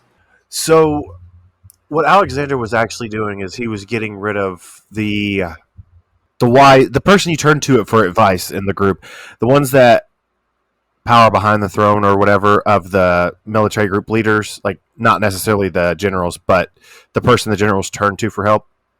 Not quite, but your head's kind of in the right place. What this was actually doing was Alexander intended to start phasing out all of the Macedonians out of his army. No, that's so fucking stupid. It was gonna be a slow process. He was going to let the native Macedonians age out, and then as they aged out, replace them with Persians. And the soldiers knew this, and so when he announced that he would start dismissing soldiers, even if they were just like aged out veterans, they panicked. The soldiers panicked because they thought that they were all going to be replaced by Persians. They thought that their Macedonian king was becoming too Persianized. It was the same. This was a culmination of the same fears that they had been having for the past 5, 6, 7 years. And when he made this announcement, it nearly caused a riot. No shit. They started jeering and mocking Alexander, saying that if he wanted to continue conquering, then why would he use a bunch of womanly Persians? I think was one way that it was phrased. At one point, one guy in the crowd like screamed out, "Perhaps he doesn't even need an army. Maybe he can just take his father Ammon." And it caused everybody in the crowd to start laughing. And so he got so pissed off at that he jumped off of his chair that was sitting up on the platform. He started walking with his bodyguards through the lines of men that were making fun of him. And he was picking out, like just pointing at random guys that he saw were very much like the ringleaders who were egging on everybody else. He would just point at them and his bodyguards would go and grab them. And eventually he got 13 of these guys and brought them all back up onto the platform kneeled them all in front of the entire army, and had them all summarily executed in front of the entire army. Please tell me this is where they just turn on him and kill him. No, they all get really quiet and they realize, oh my god, we fucked up. Also, Sip, 13 guys just got beheaded. Imagine getting killed by your king because you cracked a joke. I mean, I'm a meme lord to the end, so if I die for memes, I die for memes. Yeah, I'd die for memes too. So, what happens next? I'm gonna go ahead and tell you what happens next before I explain the details. What happens next is Alexander successfully gaslights an entire army. Gaslight girl boss. Gaslight, gatekeep, girl boss. The holy trinity of Alexander the Great. It would have been king boss for him. King boss. Girl king. Queen. Yes, queen. Anyways. So, for 3 days after the executions, Alexander gave his own army the silent treatment. Once again, he threw a hissy fit. Of course. I expect nothing less. He held up his tent. After 3 days, he came out and he announced that he would be replacing all of the guards units. So all of the guys who were the companion cavalry, the foot companions, who were like the elite of the phalanx, all of the guys that were under Alexander's immediate control and who acted as like his bodyguards, they were all going to be replaced with Persians. Sure, because that's going to turn out so great for him. So over the last 3 days, all the Macedonians were really anxious. Like, did we just fuck up? Are we all going to get killed? Because you got to keep in mind, like, these guys, they didn't hate Alexander. They still loved Alexander. They still loved him as a general, as a king. They thought he was hot shit. They thought that his orientalizing, like his becoming more Persian, he thought that was something that was being forced on him. They thought that, something forced on him, and so they didn't want to be in his bad graces. Not just because they knew what the consequences were, but because they genuinely loved and adored him. And so when he came out and he made this announcement, the entire army just emotionally broke down. They gathered around his tent, and they were just, imagine all of these guys. They're in their 30s, their 40s. They've been on campaign for over a decade, just fighting in some of the worst battles, seeing some of the worst shit in the ancient world. They had marched almost 19,000 miles by this point. And imagine all these guys just breaking down, crying their eyes out, begging Alexander for forgiveness outside of his tent. And they're just begging him to forgive them and to reinstate them in the army and to not let those Persians in. So yeah, he gaslit this entire, because he didn't have any intention of replacing the companion cavalry or the foot companions with Persians at that point. He was never going to do it, but he successfully convinced them to think he would, and that's how he won. So he finally got them back on his side. The aged out veterans were dismissed, and his troops were just restored to their positions. But his process of incorporating more Persian troops continued. Well, of course. It was summer. They were in Mesopotamia. It was summer. And Alexander decided that he didn't want to be doing businesses of state in Mesopotamia during the summer. Because, it's a rock in the summer. It's hot as balls. So he and Hephaestion decided to take a little trip out to the city of Ecbatana, where it was up in the mountains. It was a little cooler. And I need to talk about Hephaestion for a second. This is something that I've been putting off. So I'm sure a lot of listeners who are more familiar with Alexander's story have wondered why I haven't brought this up yet. It is almost guaranteed that Alexander and Hephaestion were romantic, that they were lovers. I thought you did bring that up, like at the beginning or something. I did bring it up, but I haven't gone into detail about it, which I didn't do on purpose. This was an important part of the story, which I didn't intentionally leave out, but so what happened was the biography that I read and most of the other sources that I read were written in like the 70s and the 80s, which was back before it was polite or appropriate to talk about non heterosexuality in academia. So even though, despite the fact that Alexander and Hephaestion's relationship was public knowledge for historians for literally 2,000 years, it just wasn't brought up in any of the sources that I was reading.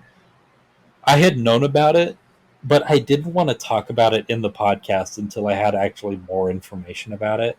And so I had to do some deep digging just to get some information on it and to feel comfortable, like, express, like, actually saying, like, yeah, Alexander and Hephaestion were probably lovers and were probably like soulmate level of together for most of their lives. They was fucking. Yeah, they were fucking. Um, and I bring this up not as a something about Alexander, but something about, like, the field of history itself.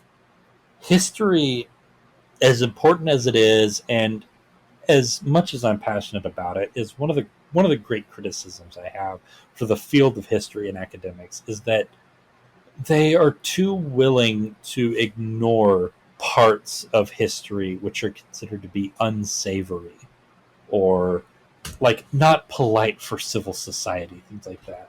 They It wasn't until recently that people were willing to talk about homosexuality in amongst historic figures, um, or even, like, even generally just, like, go into detail on the sexuality of historic figures, even though it is such an important aspect of people's personalities, that a lot of the decisions that these people make is heavily influenced by their sexualities.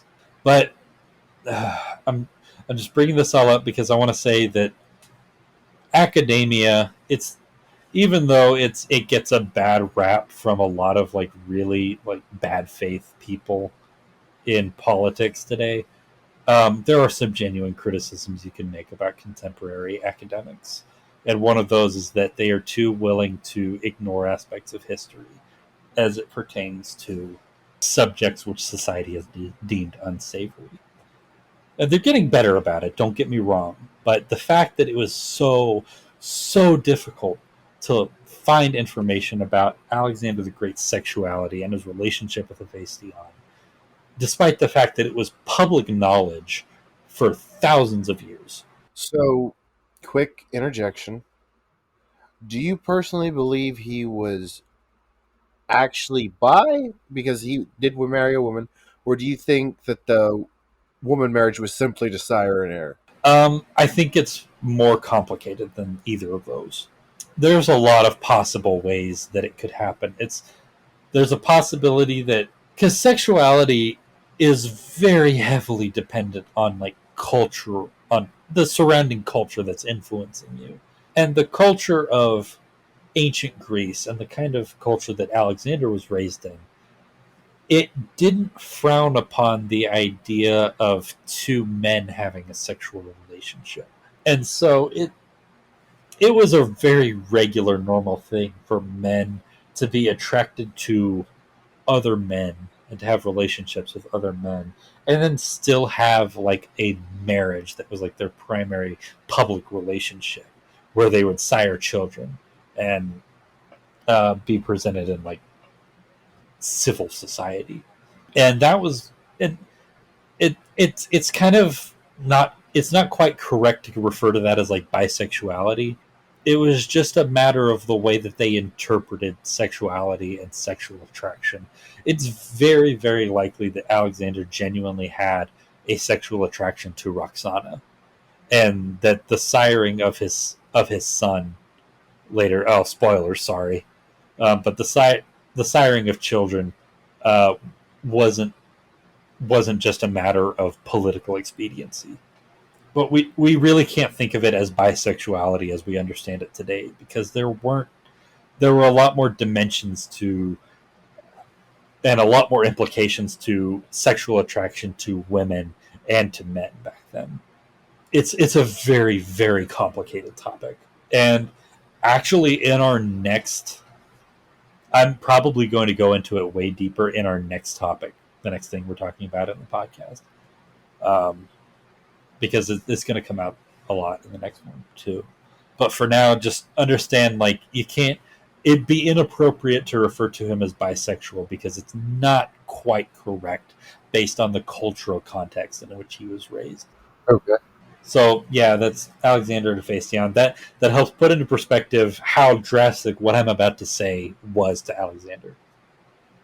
While they were in Ecbatana, Alex put on this enormous festival, just for the hell of it. Just decided to have like a week-long party.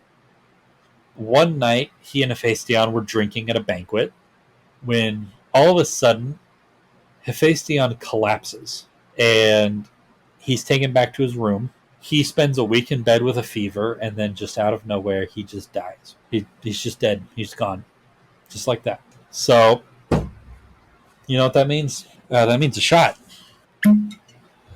I had my shot ready. All right. Prost. Down the hatch. So, yeah. Hephaestion is just dead. Just like that. And Alexander, his mind was already broken with reality. This did not help things any for him. Alex was so overwhelmed with grief that he did several things. So one thing he did was he banned music in any military installations in his empire. Anybody who was caught playing a trumpet or a lyre or singing while they were in military camp or in barracks would be punished. He cut his own hair off with a knife. He just took a knife to his own hair and cut it short. He had the doctor who was taking care of Hephaestion during that week while he was in bed. That doctor was crucified. So that's a sip.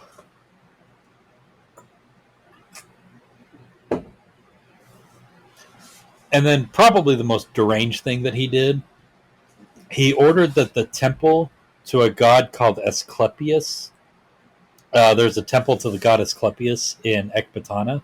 He ordered that temple to be burned to the ground. How does that relate? He just he blamed a random local god for Hephaestion's death and decided to take his anger out on that god. Okay. It would take just under a full year to plan Hephaestion's funeral in Babylon because it was going to be so complicated and so extravagant. In the spring of 323 BCE, a funeral pyre, like just a giant platform that was 5 stories high, was built in the middle of the city of Babylon. It was decorated with gold and silver artwork. It had 24/7. It had singers who would sing like this like sad song through like these giant pipes that would project the sound of their singing throughout all of the streets of Babylon. This funeral cost the state over 10,000 talents of gold. Jesus Christ. And then after the funeral, he was interred in a mausoleum that cost the government another like 12 or 13,000 talents of gold to build. In the meantime, before the actual funeral, Alexander comforted himself the only way that he knew how, and that was through ruthless violence. Well, of course. Yeah, of course. He led his army to subdue a mountain people in Bactria called the Cohesions. Up to this point, the Cohesions had just been they'd just been hanging out. They weren't under the they hadn't been conquered, so they weren't under the jurisdiction of any particular satrap or any part of Alexander's government. But they weren't like rebelling or anything. They were just kind of hanging out, just living their lives. Alexander led his army up into the mountains of Bactria, and over the course of the winter of 324 and 323, he completely wiped them out. Now, when I say wiped them out, I don't just mean he defeated them. I mean that in the course of less than a year, he killed every single Cohesion that was alive at that time. He committed a successful genocide. Damn. It just thousands of people. He wiped out an entire culture in the course of one winter because he was upset because his boyfriend had died. That's another sip. Can you tell how like actually upset I am about this? You sound like you've just fucking had it.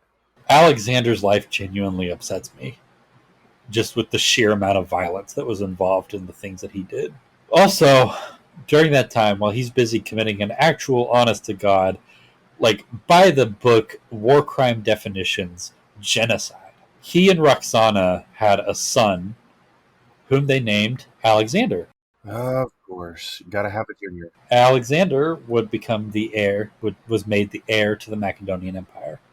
After wiping out the Kosaans, he headed back to Babylon. They had the funeral, and then he decided it was time to get back on the saddle, and he was going to go a conquering again.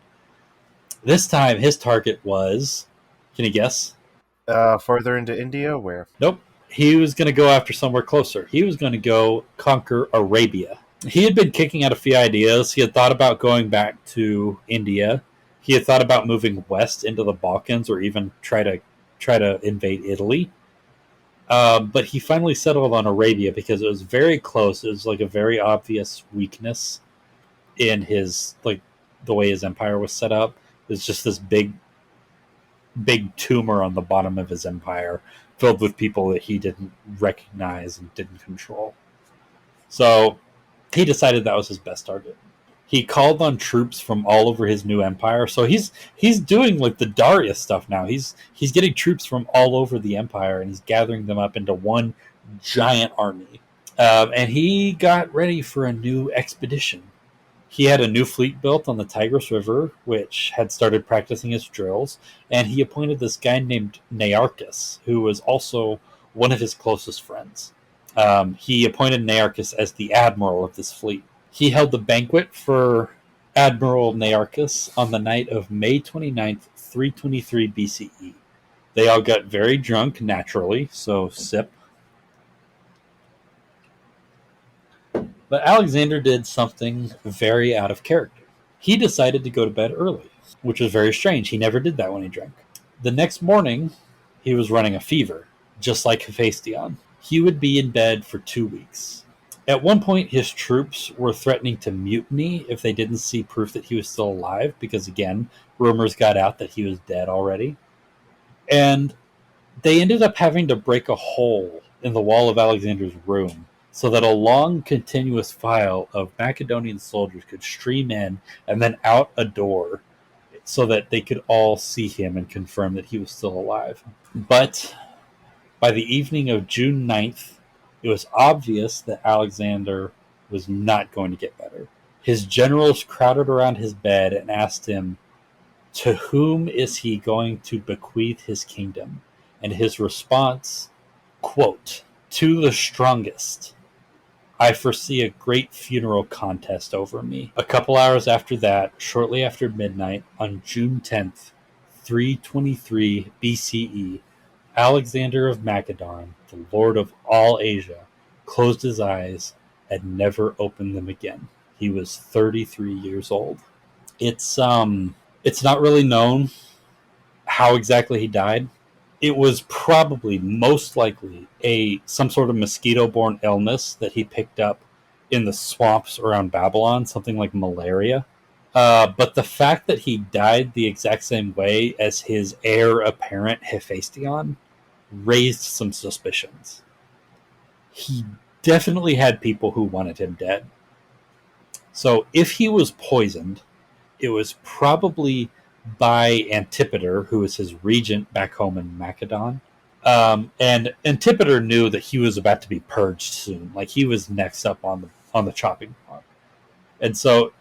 And he was probably being helped by Aristotle if it did happen. But whatever the case, plans were made to take Alexander's corpse back to Macedon for a good proper funeral and burial, like all Macedonian kings. But on its way, it was hijacked by one of his generals. His body was literally stolen. This general was named Ptolemy, and Ptolemy took the body back to Alexandria in Egypt, which is where Alexander found his final resting place. When everybody heard the news that Alexander had been killed, the entire empire basically exploded. Alexander was the linchpin keeping it all together, and once he was gone, there was no empire anymore. Native kingdoms rose in revolt and Alexander's generals would fight over the remnants of the empire in a series of conflicts called the Diadohoi Wars, which is Greek for the Diadohoi was the Greek term for the generals under Alexander. And so they're called the General Wars, or they're also called the Successor Wars. Ptolemy, that guy I just mentioned, he was the assistant satrap of Egypt under another guy named Perdiccas.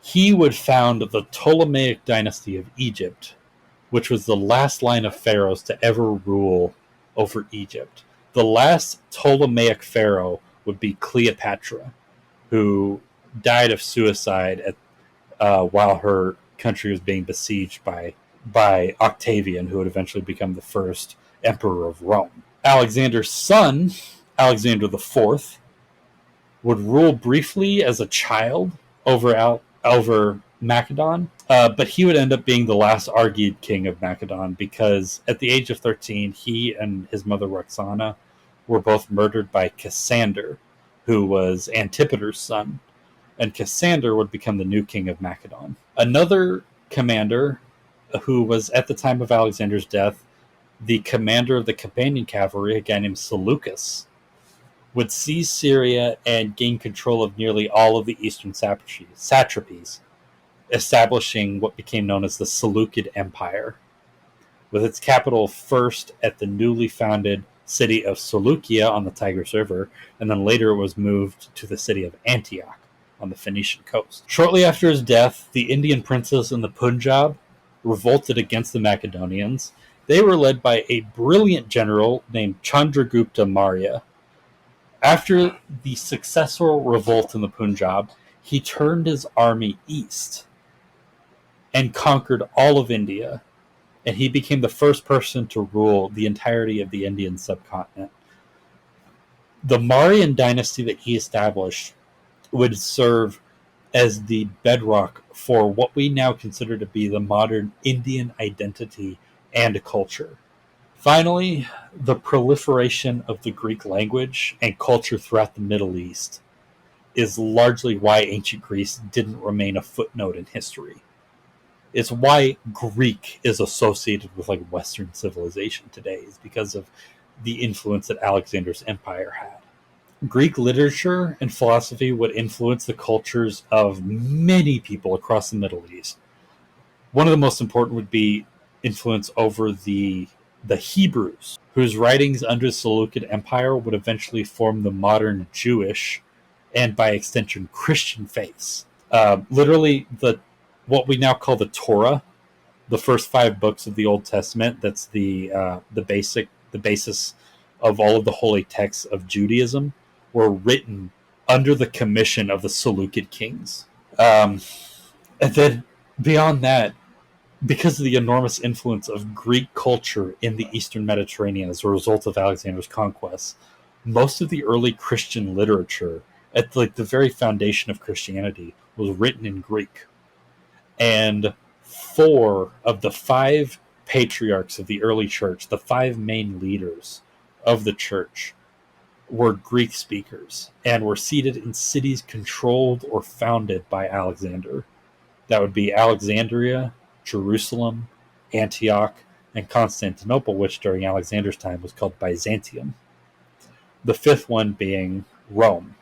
Though, this is the last thought I'm going to leave off of before we finish up. Though it wasn't Alexander alone who did the things that the Macedonian army did, it was his tenacity and his creativity that drove the Macedonian machine of state to change history forever. He was a case study in how an otherwise normal person can become a literal legend, like an actual legend, when placed in the right conditions. In the Western canon, he's often revered as a man of great virtue and leadership. In India and in Iran, he's remembered as a bloodthirsty monster. And in some ways, they're both right. Ironically, the greatest lesson that we can learn from Alexander's life is the one that he tried to deny until the very bitter end of his life. That even a great and powerful person, no matter how great and powerful they are, is still At the end of the day, only human, with human flaws and human problems. Yeah, So that's it. That was the life and the legacy of Alexander the Great. it's crazy to just sit down and think that all of that happened to someone so young, and he accomplished all that, left that big of a mark on history because he was a greedy bastard, to simplify it. Right. Yeah, he was. That was one of the most human things about him, honestly. Was that when he was put in a position of power, he did what anybody else in a position of power would have done, and that was try to get more power. And it's wild to think about now. So I noticed that we didn't, even though Alexander's death involved him being drunk, we didn't do a shot. So I'm going to go ahead. I'm going to pour one more shot out for Alexander the Great. I got you. You kind of didn't really state that he was drunk. You said he was just dying of an infection. Um, he it started when he was drunk at a party. So That counts. yeah, that counts in my eyes. So Cheers. to Alexander, a deeply flawed man who changed history forever. I'll drink to that. So, do you have any thoughts about that? Do you have any? I kind of already really shared what little I can. I'm not very great at reflecting upon myself, but it's just crazy, like I said, that one simple man's greed was able to do that freaking much. Yeah, and one thing that I hope that people take away from this is that a lot of the perception that we have about historic figures is predicated on the idea that when a person does something as insanely huge and important as Alexander did, that it only happened because of that person's individual willpower alone. And I want people to take away from this that no, there was nothing exceptional about Alexander except that he was smart in just the right ways to be a good general, a brilliant general even. But at the end of the day, he was just another man, as much as he would like to think otherwise. He is a human with human flaws and human ambitions. And none of what he did would have been possible if it weren't for the groundwork laid by just the material political culture of Greece at the time of his birth, the everything that had been laid down by his father Philip, the army that he built and the state that he built, and the fact that the Persian Empire was built up in such a way that he was able to circumvent the political authority of the Persian king at so many different places, that he was just able to force people without a fight to surrender to his will and to his political authority because of the inherent flimsiness to the system that the Achaemenid Persian Empire was built on. All of those things had to match up perfectly. Every single aspect of it had to line up for Alexander to be able to do the things he did. We can't think of historical figures like Alexander as being great men on their own, driving history forward. There were a million and one factors that allowed him to do the things that he did. So we can't deify him. We can't see him as more than what he really was, because that's a dangerous way of thinking. That's an incorrect way of thinking. And it leads us to a bad understanding of history.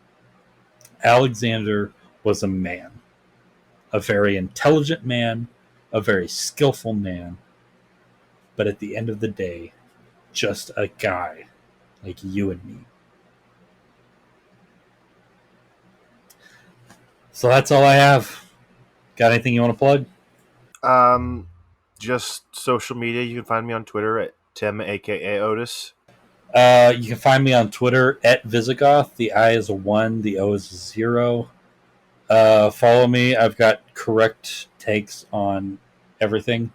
I actually just got followed by, I think I showed you this in the group message, but I just got followed by Yeah, you told me about the guitarist, right, from Judicator? Yeah, one of my favorite metal artists ever.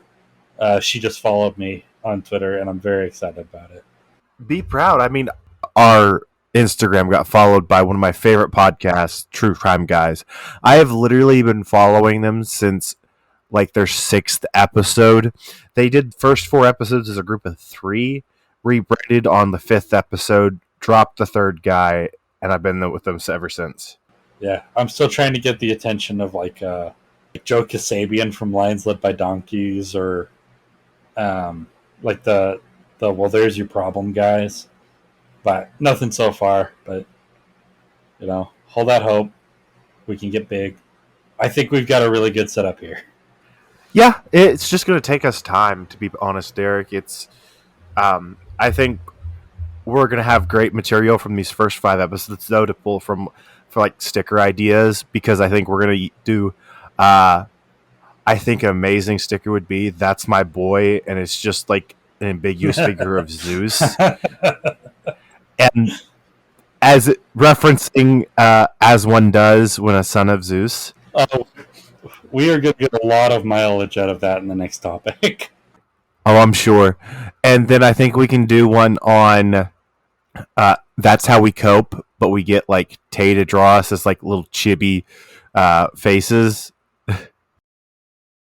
You on one side, me on the other, and that's how we cope. Yeah, that's a good idea. Yeah, that's all I've got for this episode and for this series.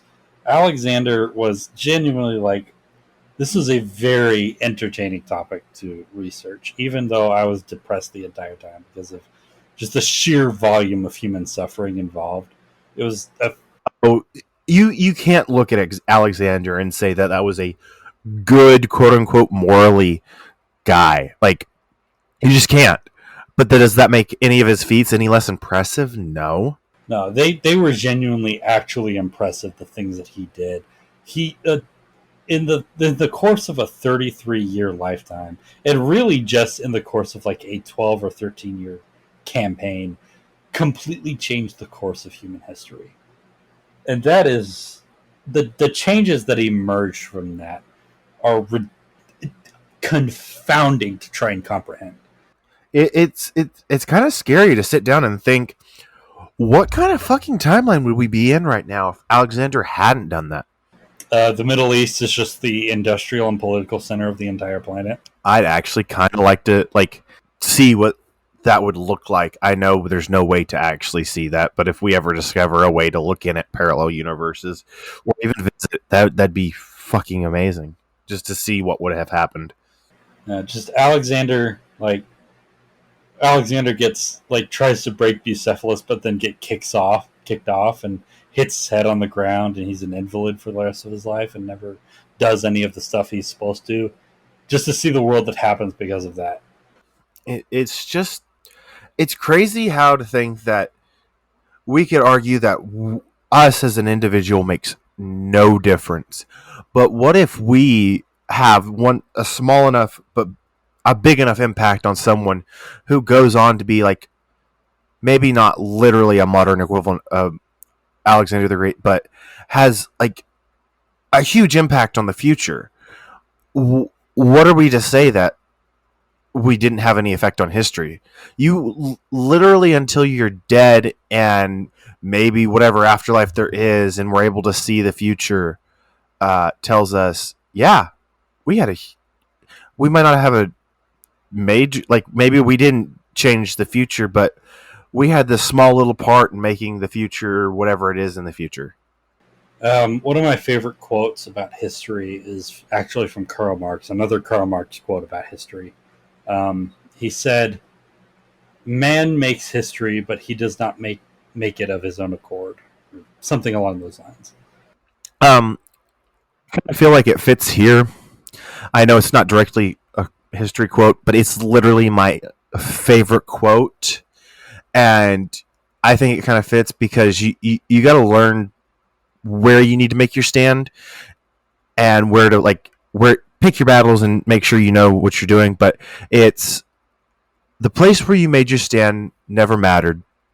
Only that you were there and still on your feet by Stephen King in The Stand. And it's just like one of my favorite quotes ever. I absolutely love that book.